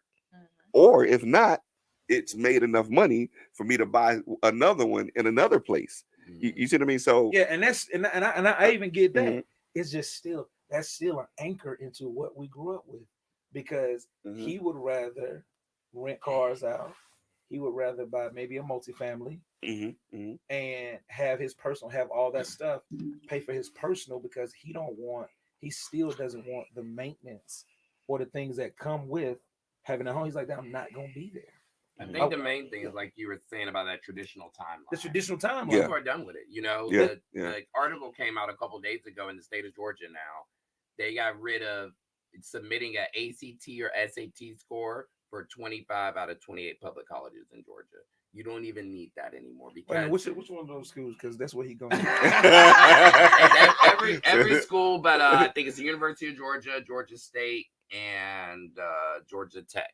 Really? So of course, Georgia Tech. And they like no. But the main reason is submission is down so much now because people now don't feel like they have to follow that timeline of go to college, buy a house, start a family. It's not the Like traditional way no can more. do other things. People can live their whole life and then at 40 be like, okay, now I kind of might want to go to school. Yeah. They don't feel like they have to, or people might be like, I don't want to go to school. I want to do something that doesn't involve having to spend 4 years in a classroom to do what I want to do. Yes. So I think just that whole mindset. Just that option of the fact that you can graduate high school and just go to Mexico. I'm gonna go to Mexico for the next 5 years. And live your life. Yeah. And live. You know what? I really don't think I'm coming back. Right. And I live really don't think I'm coming back. I think I'm good. Dad, I'm 24. I'm in Mexico. I'm thriving. Yeah. I'm working over here. I got a couple of investments in the States. Yeah. That's making me money. Yeah. And I really think that I'm gonna probably leave Mexico and move to, Rio de Janeiro. I'm gonna move to, the Bahamas. I think I'm gonna live in Jamaica for a couple of months. I'm just gonna do all this stuff for the next 10 years. Yeah. And because that house is directly tied into relationship. And then I meet a woman who feels the same way. She's like, yeah, babe, I'm with you. We don't need no kids right now. We don't need none of that. I'm just even thinking back, if that was an option, because they gave us this playbook. Oh my God, I'm so sick of that playbook. Yeah. It's like when you told your parents you had a kid. They was like, "Yep, it's about that time." You told me you bought a house. Ooh, that's good. It's about that time. About what time? Right. What time is it? I got my uncle who's an attorney right now. He still has no kids and have never been married. And he's in his, I think he about to be 60 maybe. Well. But the way he moves around, I'm just like, I think he's riding around the city right now, just like a vet, BMW. He just riding around, just doing his thing. And whenever things get rough, he sell everything and go back to the way he would build it again. And that's the way. Yeah, that's the way. Because I think I came out the womb buying a house. Now I'm in a different mindset. Now I don't want to be stationed in my house anymore. I want to do different things. I'm sitting here thinking now, where am I going next? Because I can't do Georgia no more. I want to do something else. You know what's crazy?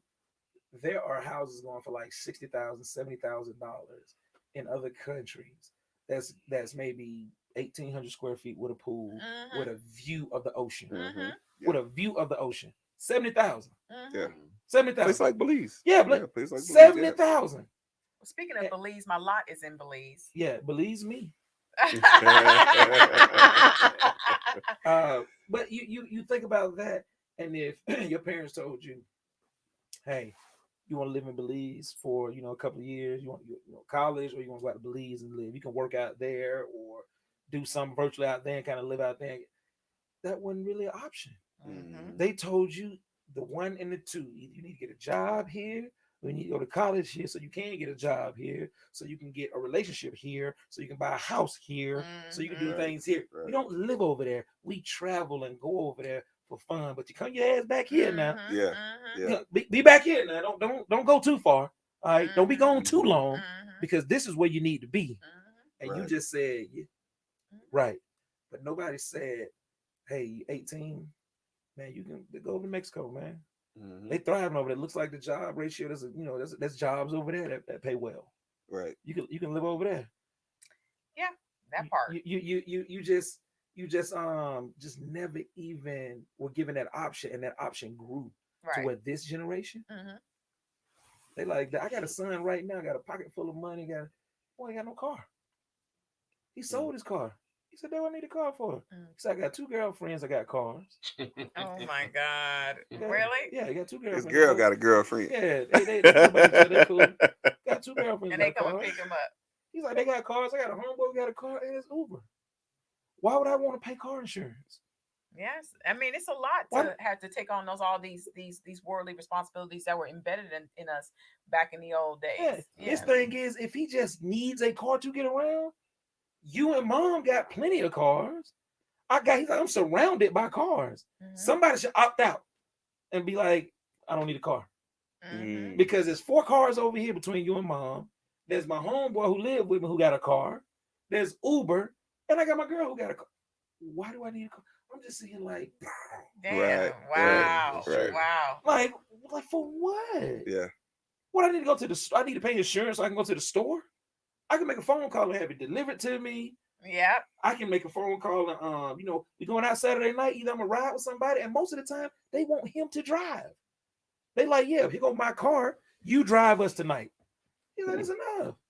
My mind just didn't even get that option. Right. Yeah. Right. Yeah. It was like 16 car. Yes. Gotta have a car. If I didn't have a car right now, I would be like, gotta have a car. Right. Yeah. Right. But food can be delivered. Right. Clothes can be delivered. Right. Everything can be delivered. Yeah. And if I just need a car, I'm pretty sure I can be at this meeting and say, God, which way you going?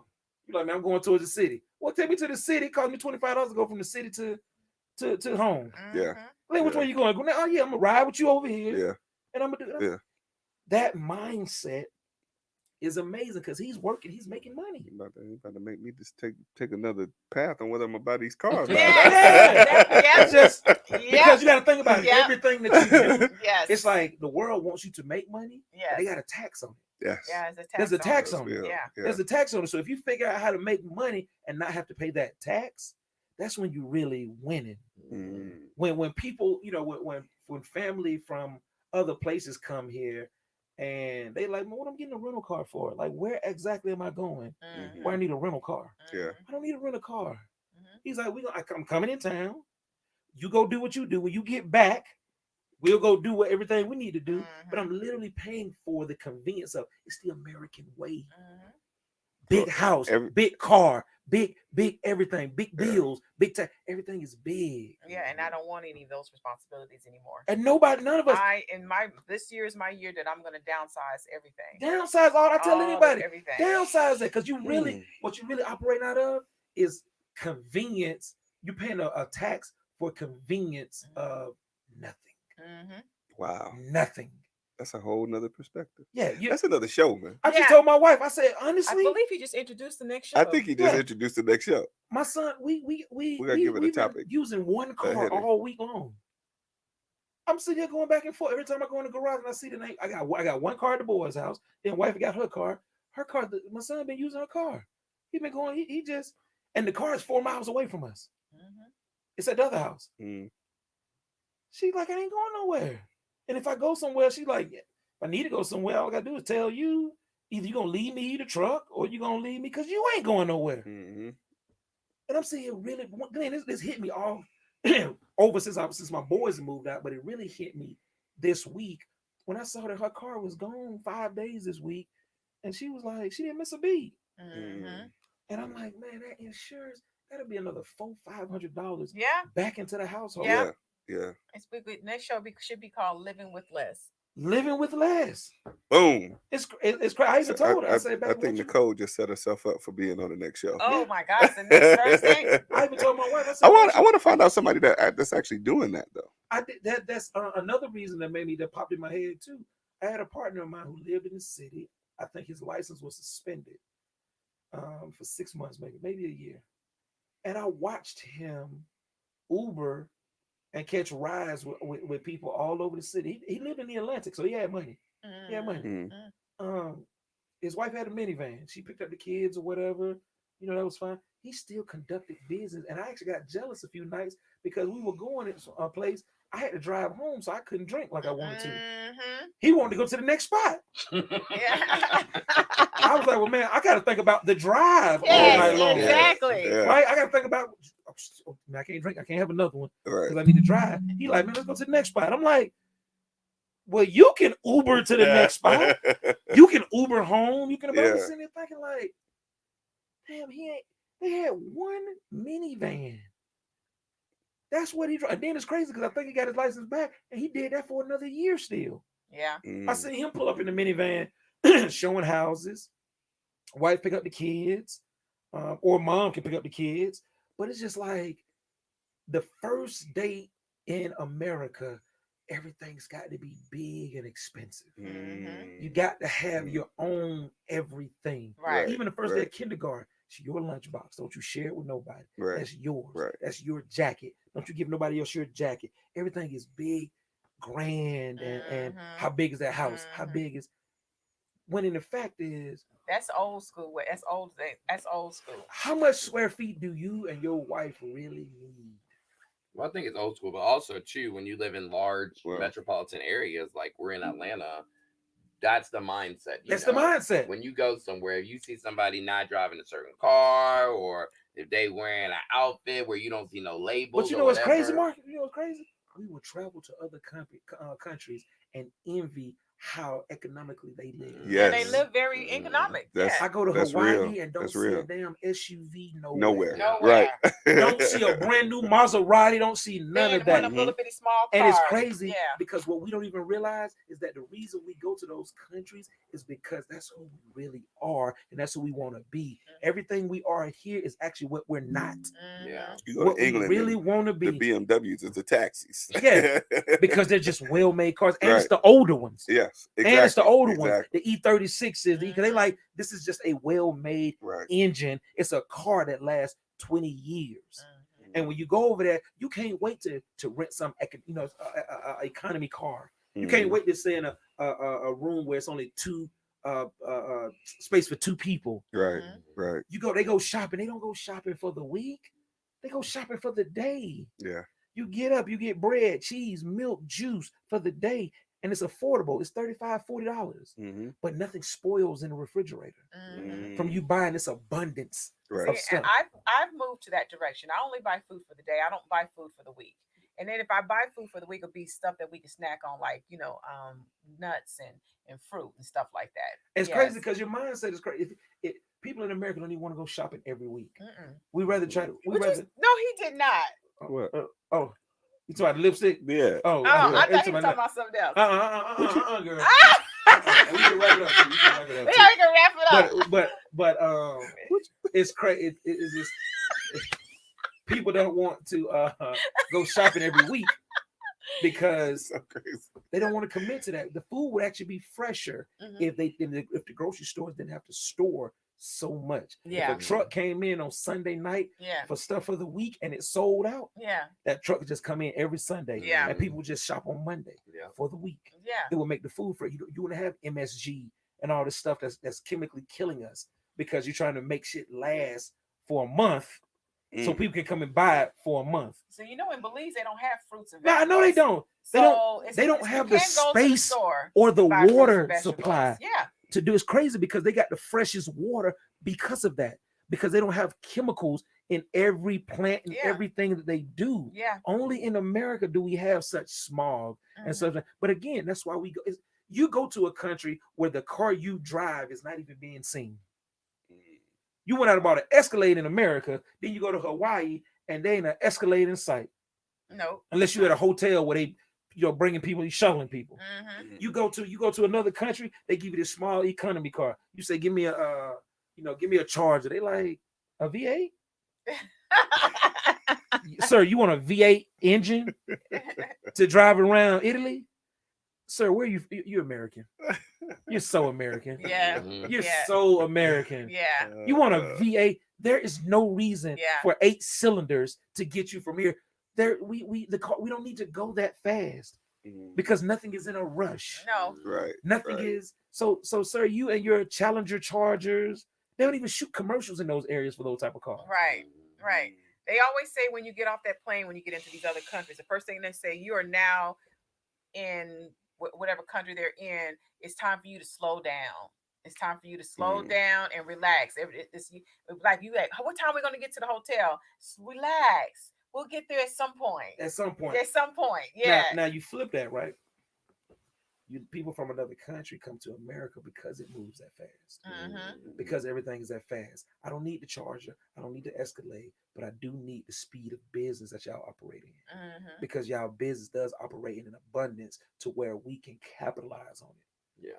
That's what we want now. In my country, you can't really capitalize on it because they put a hold on that. Mhm. They don't want people capitalizing on their milk and their cereal and things like that. We put a cap on things. Right. But in America, y'all have no cap. So Mhm. we're able to sell as many boxes of cereal a day as possible. Who's buying 100 boxes of cereal a day?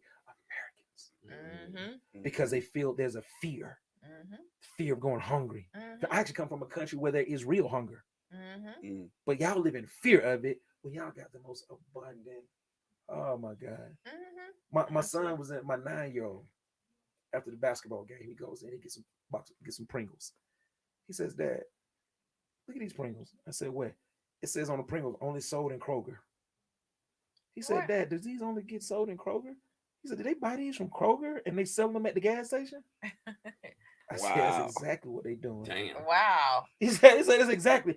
That's how much abundant America. You can go to a store down the street, buy a product, bring it to your store and sell it. And sell it for more. Sell it for $1 more. $1 more. Wow. A 9-year-old picked up on that. Wow, that's crazy. They That's crazy. they didn't even. They like, yeah, we just need some Pringles. You know what? Instead of doing an order, just go get some, man. Bring them down here. They what's that? 30 in a case. We'll mark them off for $2, and we'll sell them. Man. Wow. But that is it's the craziest thing. Hey guys, we can talk all day.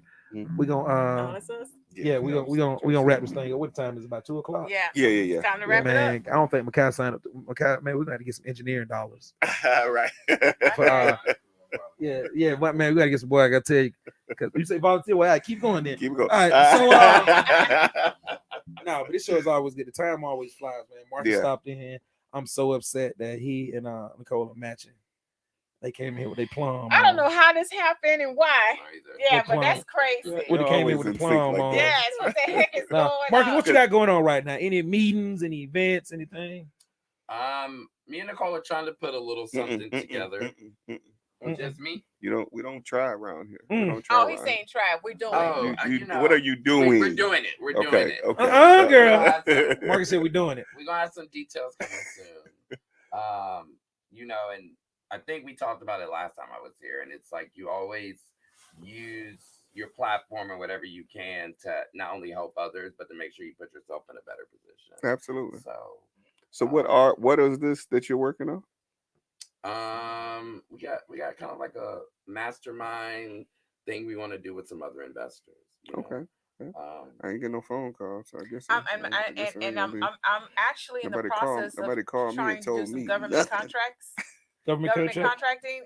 You said you're in the process of trying. I'm not going to say trying. I'm saying I am. I have been certified as a women-owned small business under the government SBA contracting as well as disadvantage. You sound real white. I'm saying that. Yes. Here we go. Oh! Run that back again. I'm a part of what is that? Hey, now? when she said it, I just it kicked in. It kicked in. It did kick in. I told you I'm from Seattle. I am from Seattle. Yeah, Seattle. That's 2 T's. So yes, I'm working on that as a team collective. We're trying to see how I can stop trying. Okay, just do it. I'm going to bump cars with somebody in government officials. You gonna so bump that I get what? Cars. Okay. So that I can get some contracts. Cars. Yeah, I never realized how big elbows or cars. Elbows, same thing. Yeah, I just use my own analogy. Yeah, cars, elbows, they all the same thing. They just had a conference last weekend here in Atlanta called GovCon. I found out about it the last day. Really? It's all about government contracting and how they can connect you. GovCon. So you're working on government contracts now, or you? I have not working on it now. I just became certified. I've always been a disadvantage owned business for the city of Atlanta under the transportation division. I just have not taken the time to utilize that and to make that happen for me and for us. And so now I'm focusing on that. Speak it. Go ahead. Yes. Put it close to your lips. Look, it's a little limp right now. me up, man. Tighten up, baby. You guys are Tighten up, baby. That so because she put her hands so on. I it. feel like that would be our next step as a company, as a team in trying to branch out and out of real estate investing. To government contracts and just different So government contracts, it's so many different Yeah, opportunities. concrete, It's it so could- many. It's yeah. so many. So the key is to make sure your NAT code encompasses what it is that you want. And so now I have to upgrade my NAT codes So to you just speaking all above our head. What's a NAT code? What's a NAT code? a NAT code is NAIC. It's what the government Oh, recognizes. Yes, NAT code. NAC. NAC. Okay. NAC code. No, you was Southern on that one. Yeah. Oh, yeah, NAT code. It I was just heard NAT NAC. code. We just keep on Like talking Nat over King that. Cole. Yeah. Yeah, like Nat King Cole, not NAC. So you want to be able to have that register under your business to be able to go after those type of contracts and those opportunities. You know how to set all that up? You said Yes. something. How much it costs to set all that up? I haven't put a number on it. You want me to do that for your wife?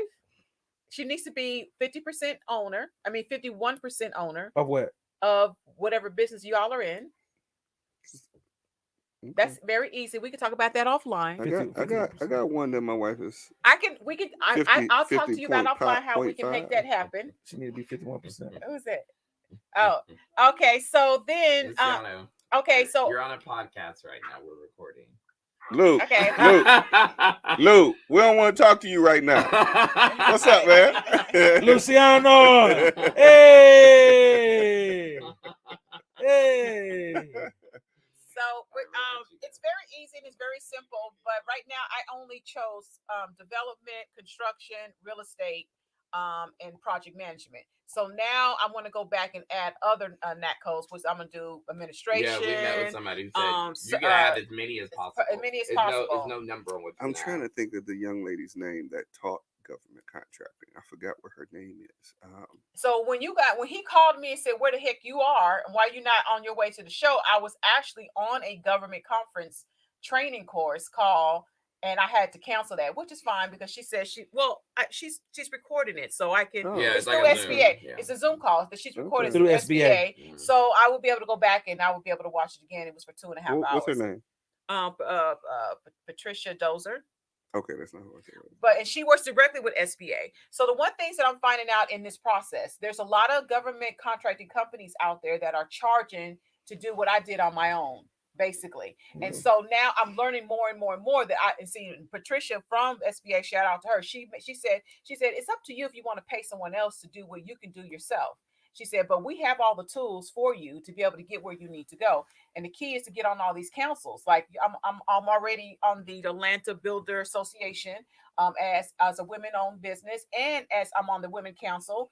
I'm actually getting ready to join some other council type memberships where I can bump heads and elbows and Bump heads. I mean, butt heads, and then Butt heads. How you I don't doing? know if that was better. to be able to get their attention. You talking about bumping Just stuff? bumping heads. And Bumping how, head. how you bump the head again? Yeah, like that. Ooh, Bump like their- that? Yeah.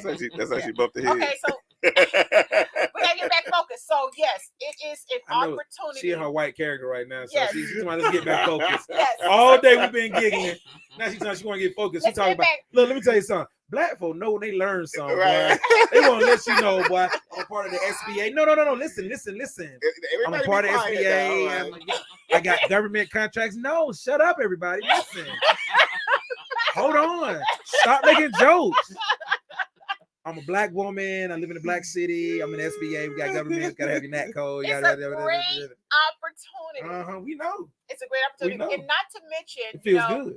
I actually, because my husband is a VA, he's a veteran, and Thank you for your service. and I'm once he gets his disability, his certificate, his disability, he's been working on it for a minute. Once he get a disability, it's all up from there. We ain't gonna see you no more. Well, that's not true because he still likes to work, but there's an opportunity for that. They got government contracting for VAs, so I want to help him branch that off in his little world so that he can start getting those VA contracts. Not his little world. You said something a minute ago about bumping heads. getting out of real estate. I wasn't meaning getting out of real estate. I want to have other avenues. Right now, I feel like real estate has its peaks and its valleys, as we talked about before. Mhm. 1 minute you up, next minute you down, and I feel like the down is more than we are up when it comes to real estate. Mhm. Because if the market changes and it shifts and moves, if you're not prepared to move and shift with it, you're going to be stuck hanging, and then you're trying to get back on top. So I want to make sure when that happens again in my life that I'll have other avenues, and government contracting Experience. will be the Wisdom. other avenue Got that it. I will be Yeah, able because to that have. don't stop. That don't ever stop, and it could be that I may be dropping real estate. You never know, because I may get so many contracts as time goes that I will be only have time for that. I think Well- a lot of us, if we weren't so good at this, we would drop it because them Well, peaks and valleys. For me, I am making a decision not to drop real estate. I'm gonna always. I mean, I think we always. It's in us. You know what I mean? We'll always buy houses for Mhm. investment. You know, at least I know I will. However, I think that the direction that I think I want to go in is to help Sell with- man gravy. Okay, I thought I was trying to be. we got to see if you know what man gravy is. No, I don't know. Is that Very, very white of you. She turned it off. No, I don't know what Yeah, that is. what? I blink it and everything. I don't know if man gravy means that you gotta Why she look find down at somebody to everybody? wash your dirty drawers. I don't know. Yeah, no, she don't. She Yeah, she why don't- she look down at everybody else? She like, I'm saying man, like she you look think our drawers are dirty? I don't my know. drawers don't get dirty. I wear a panty liner.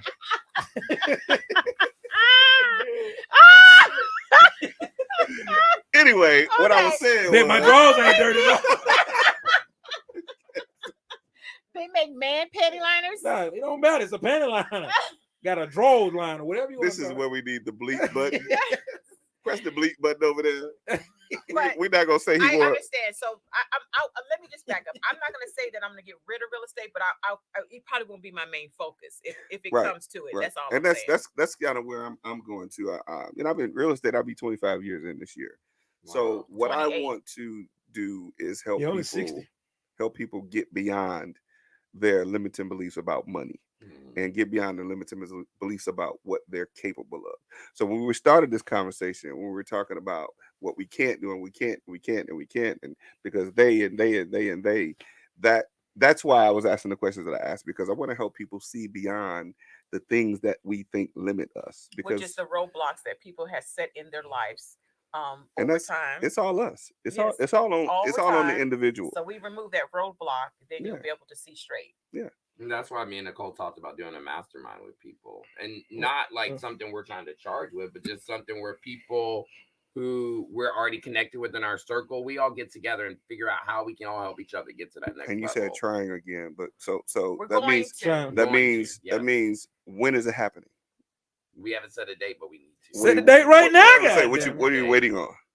I don't know what we're waiting on. We ain't waiting on. You need for the sun to shine on the side of the Well, road we've on gotta- a certain day. or first of all, something? Nicole ain't quite light first- skinned as she thought she was. Well, first of all, I'm a planner, so I like to plan things, and I like to put things. well, plan it then. What's the Nicole. plan? The plan. I got to put it on paper. I have to See, write it okay. down. Right, sound like that a I can plan to have plan.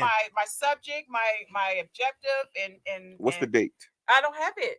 Give a date Why? and build it from there. You know, Okay. How long Right. y'all been talking about? Okay, we'll have a date by the end Couple- of business couple day weeks. today. Couple Yeah. weeks, Yeah. By the end of business day, I'll have a date. a Okay. date. A date, All right. and I'll So- shop it to you. Nicole, today I've seen Nicole go from being like A nigga? hood, Oh! white,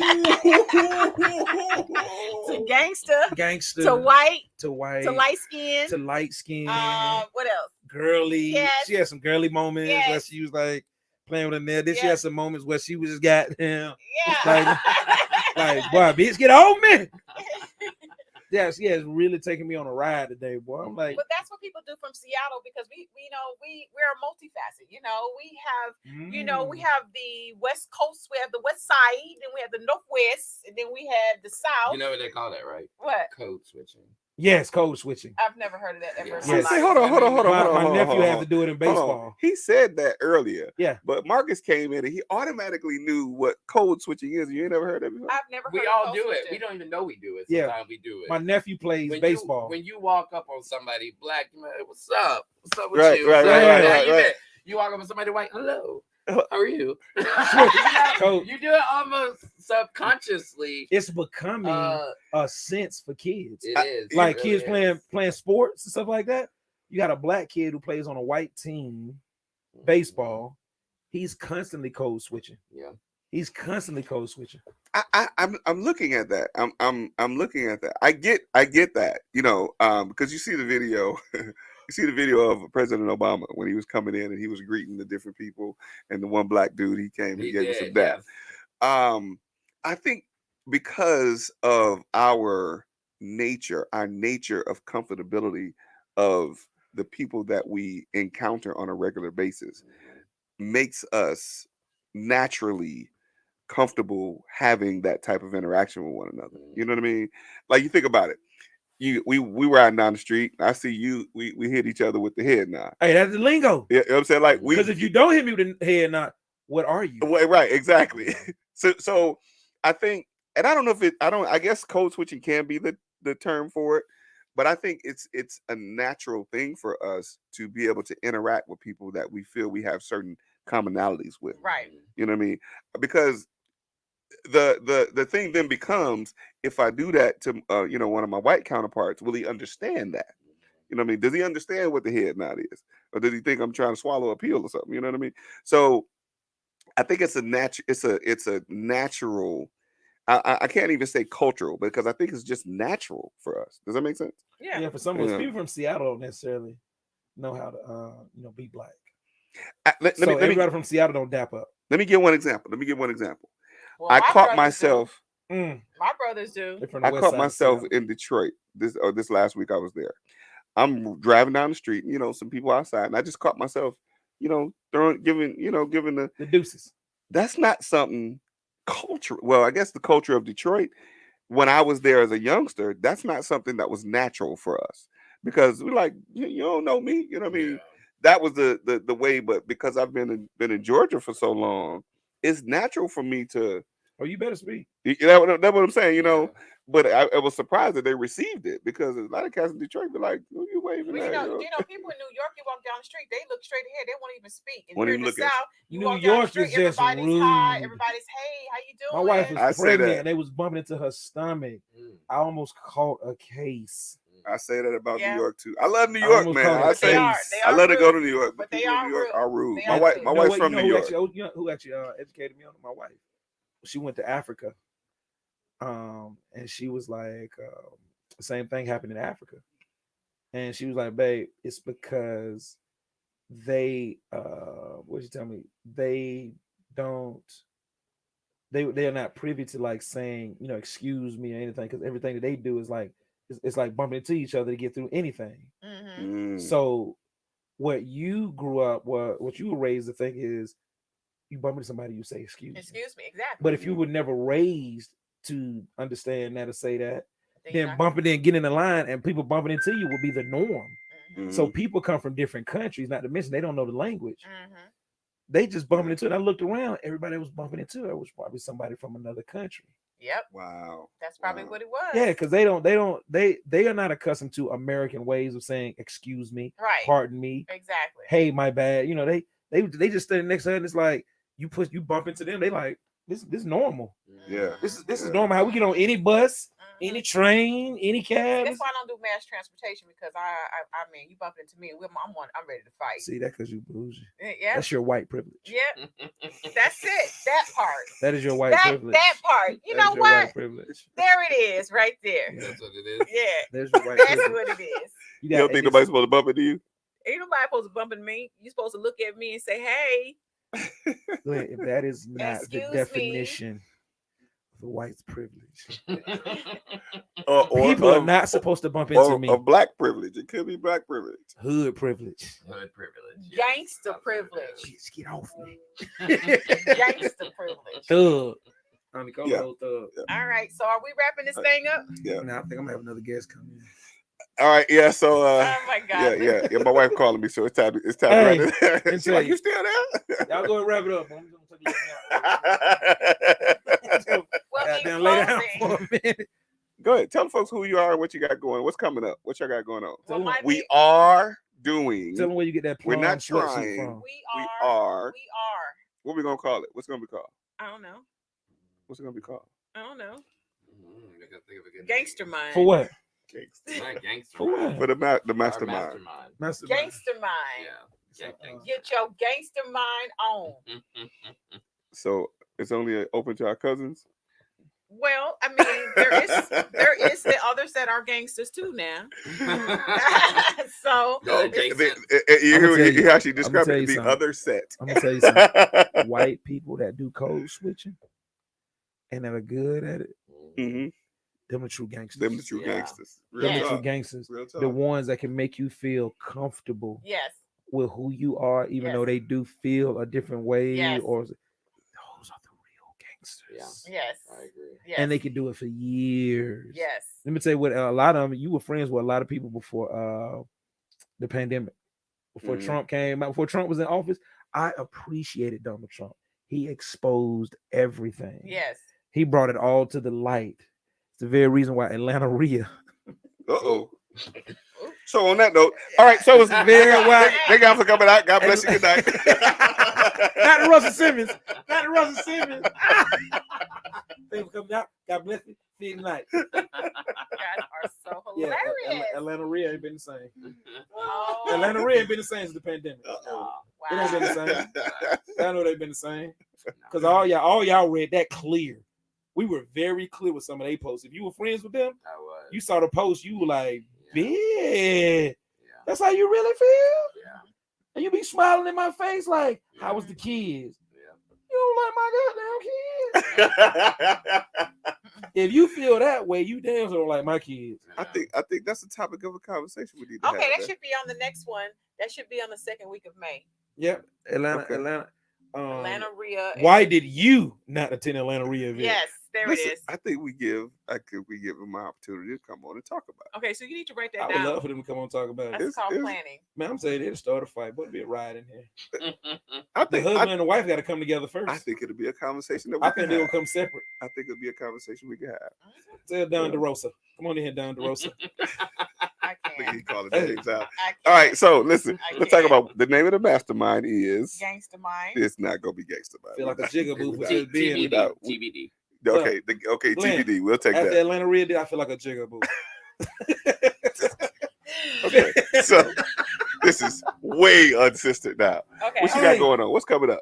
Well, only thing that's coming up is, I'm still looking for a buyer for 1371 Lyle Avenue, East Point, Georgia, 30344. Okay. We need to get this house sold, and we are. Is it a new? It's a new construction. It's new construction. We built it from ground up. It's a modern style home, 4 bedrooms, 4 baths. And we are open to a list price between $689 and $699. So give me a shout out if you want to come and see this property. It's not going to be available though for the next 30 days because I have to Airbnb it to make ends meet. So back to that part. I was about to say, can we shoot a video in there? Yeah, we might as can. well. We can set it up next month. Shoot a Might video. as well. Yes, Or we go Yeah. live at the house and invite people to the house. yes. Let's make And that do- happen. Yeah. Yeah. Or we do It's gonna have to be after May 28th because that's when my guests check out. Oh, okay. Get They the check in money. tomorrow. Well, huh? Tomorrow. They checking in tomorrow. They Get checking them. it. Oh, okay. Well, what's the problem then? I don't see what the problem is. What's the You problem? got guests for a whole month. I mean, that's very it's not a continuous. Yeah. It's not every How are you month. promoting it? Oh, well, I was promoting it on Airbnb, but now I'm promoting it on other platforms. Yeah. Right That's now. what I'm saying. Yeah, we need somewhere to shoot a rap video. Yeah, We can need shoot to- all kinds of stuff. We could have been shot it. The house has been vacant for 8 months. You ain't tell nobody. You ain't tell nobody. See, when your circle don't know, that's because you out there trying to get the white. That's what it is, Glenn. She built that house and didn't tell none of the black people about it because she was trying to get the white involved. Marcus, what you got going on, man? What's coming up?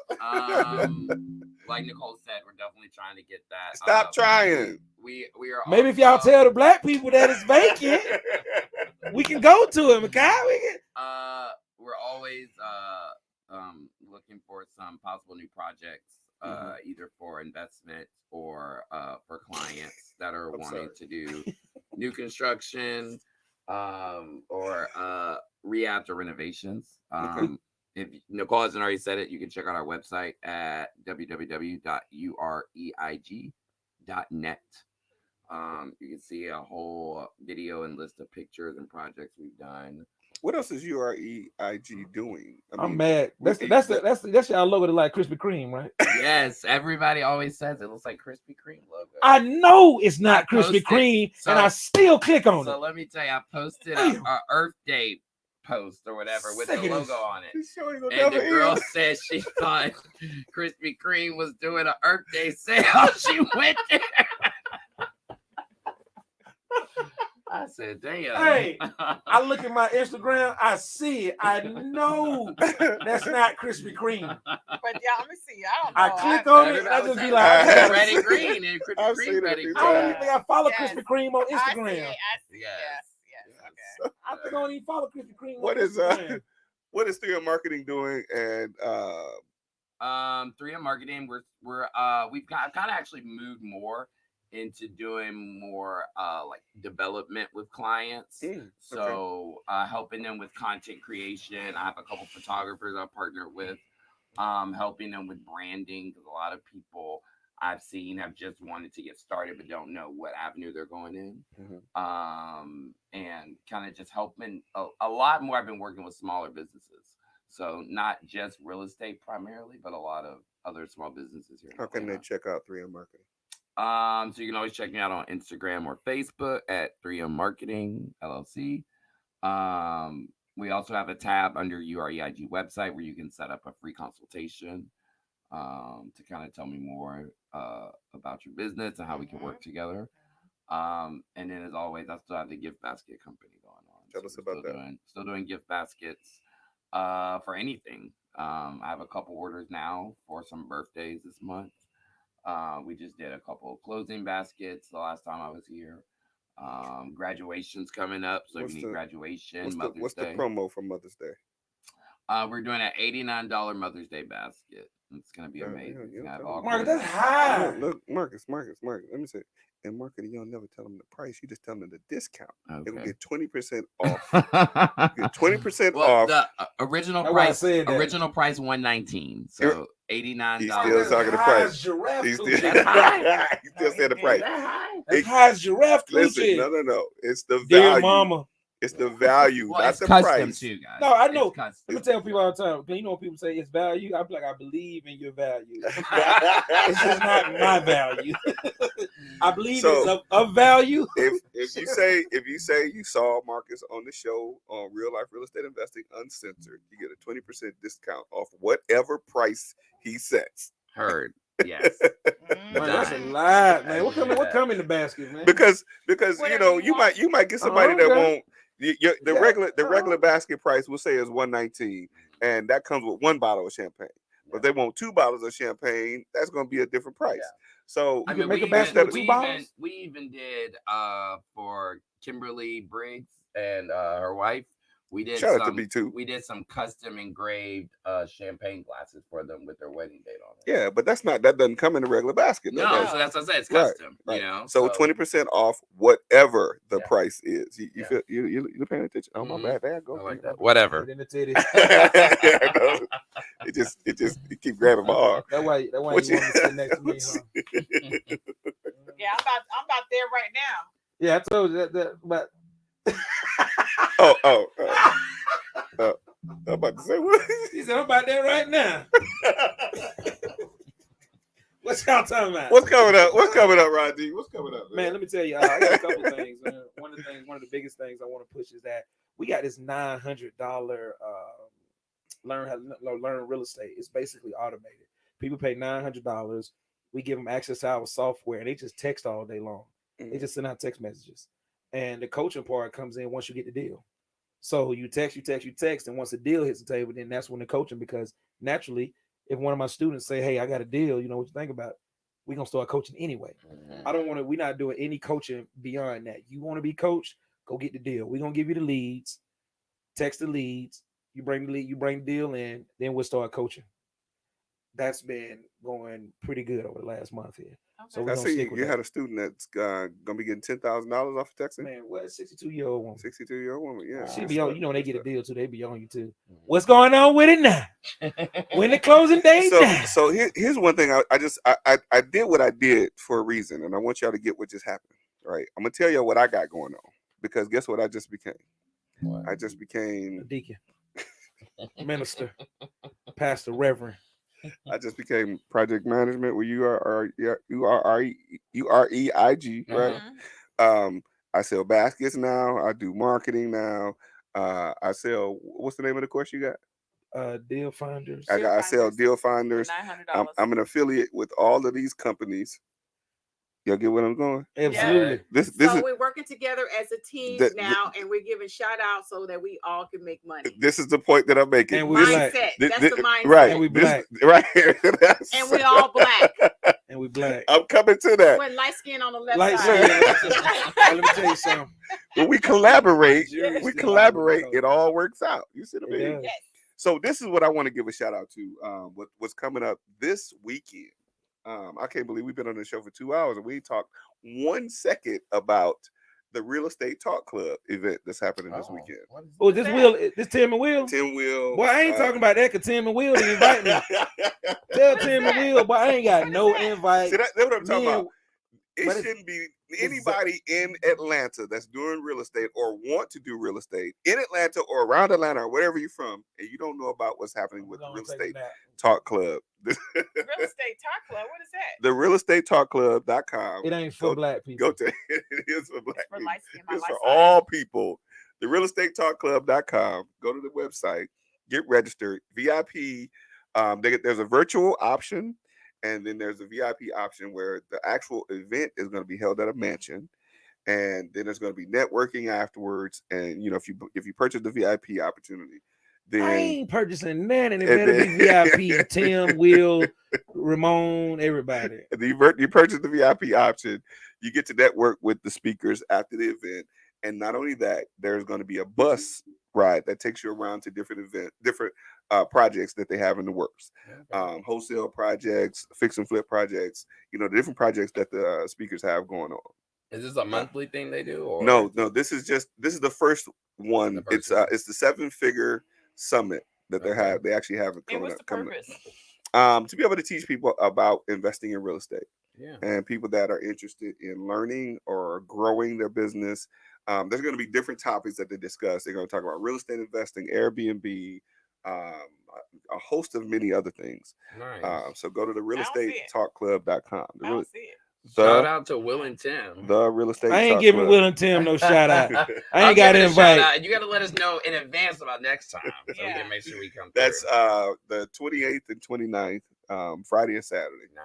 Yeah, It's y'all gonna- gotta let it's people gonna be a know because blast. nobody said nothing. Ain't nobody said nothing. Y'all about Nobody Wesley said Cole nothing. with her They- listing. They have been promoting it for the last 2 weeks online. Ain't nobody And seen if nothing. y'all watched the show Oh, is it already? yesterday, What we weren't invited. Oh, I to did. the I show. did. No, I did see it yesterday. Because Keto was on here. yeah. Will, Keto Tim, was on here. Keto. It's gonna be a few So other this is Tim people. Harvey, Ashanti Miller, Keto.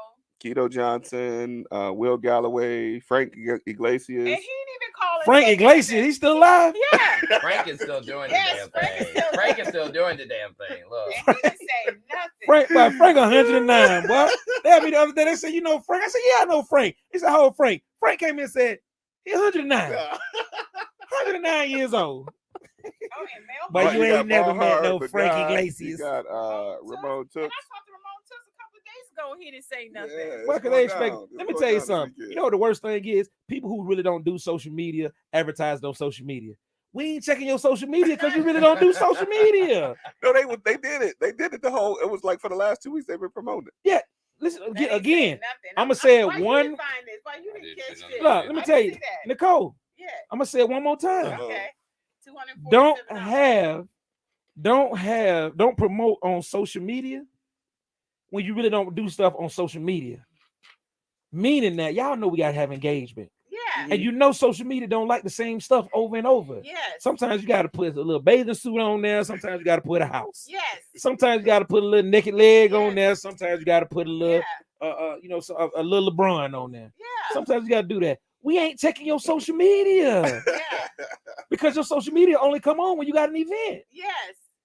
So we ain't checking for it. They do social media So regularly. yeah, they should do Who? like mass marketing, email, and text. We Who? get none of that. Oh, okay. Well, No, none of the black people know. I gotta see if They don't want no black people because here. I think ticket sales were supposed to be stopping yesterday. How much is it? $247. Well, so no, it went up because it's the late sales now. Yeah, How much is it? Yeah, $297 $297. Yeah, for the regular. The VIP is $597. VIP $5.97. That come with a Yeah. bottle.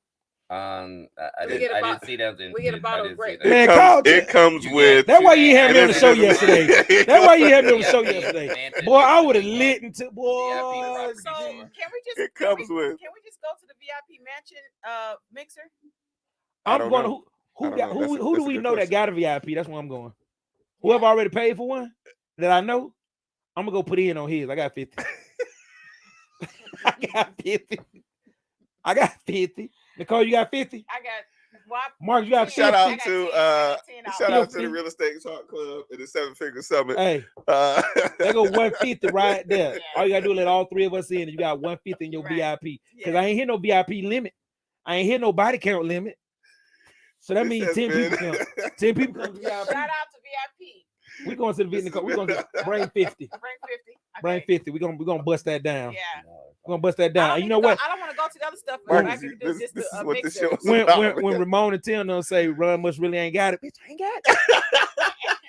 So now what? Now y'all ain't gonna let me in? I thought we were homeboy. Now we really get to see who you are. Yeah. See what I'm saying? And this is 50 the better Real get Life me Real in. Estate Investing We Show. probably could come as part of Ramon's Yeah. entourage. Yeah, I don't even want. I don't want to be on Ramon's entourage. Ramon got a lot of. Oh, can I be on your entourage? Can we come in just to the mixer? They was on your show, so You I know got you a- got a free You got a ticket, pass. Glenn? You ain't got a ticket. They better this has invite been me the Real just Life Real Estate because Investing if they Show. don't, I'm on their ass on this Thank show. you. I'm on their Thank y'all ass. for watching. They gonna wish they had invited Thank me, you for boy. having me on the I'ma show. tell you Thanks, guys. Thank y'all for coming. And I ain't And- finished. I'm saying something else. Go to YouTube for part 2. Let me tell you something. we done. Cut. If they don't cut me yet, cuz. If Tim don't invite me on this goddamn stuff, I'ma light their ass up that week, boy. I'm gonna find everything wrong with that motherfucking summit, boy, and I'm gonna light their ass. They better have us, Glenn. They better have us on that live. We better be a live, free VIP guest. And that's our show. Thank you very much. Mother, you better invite me on that, boy. I Nah, better I gotta be go to free. the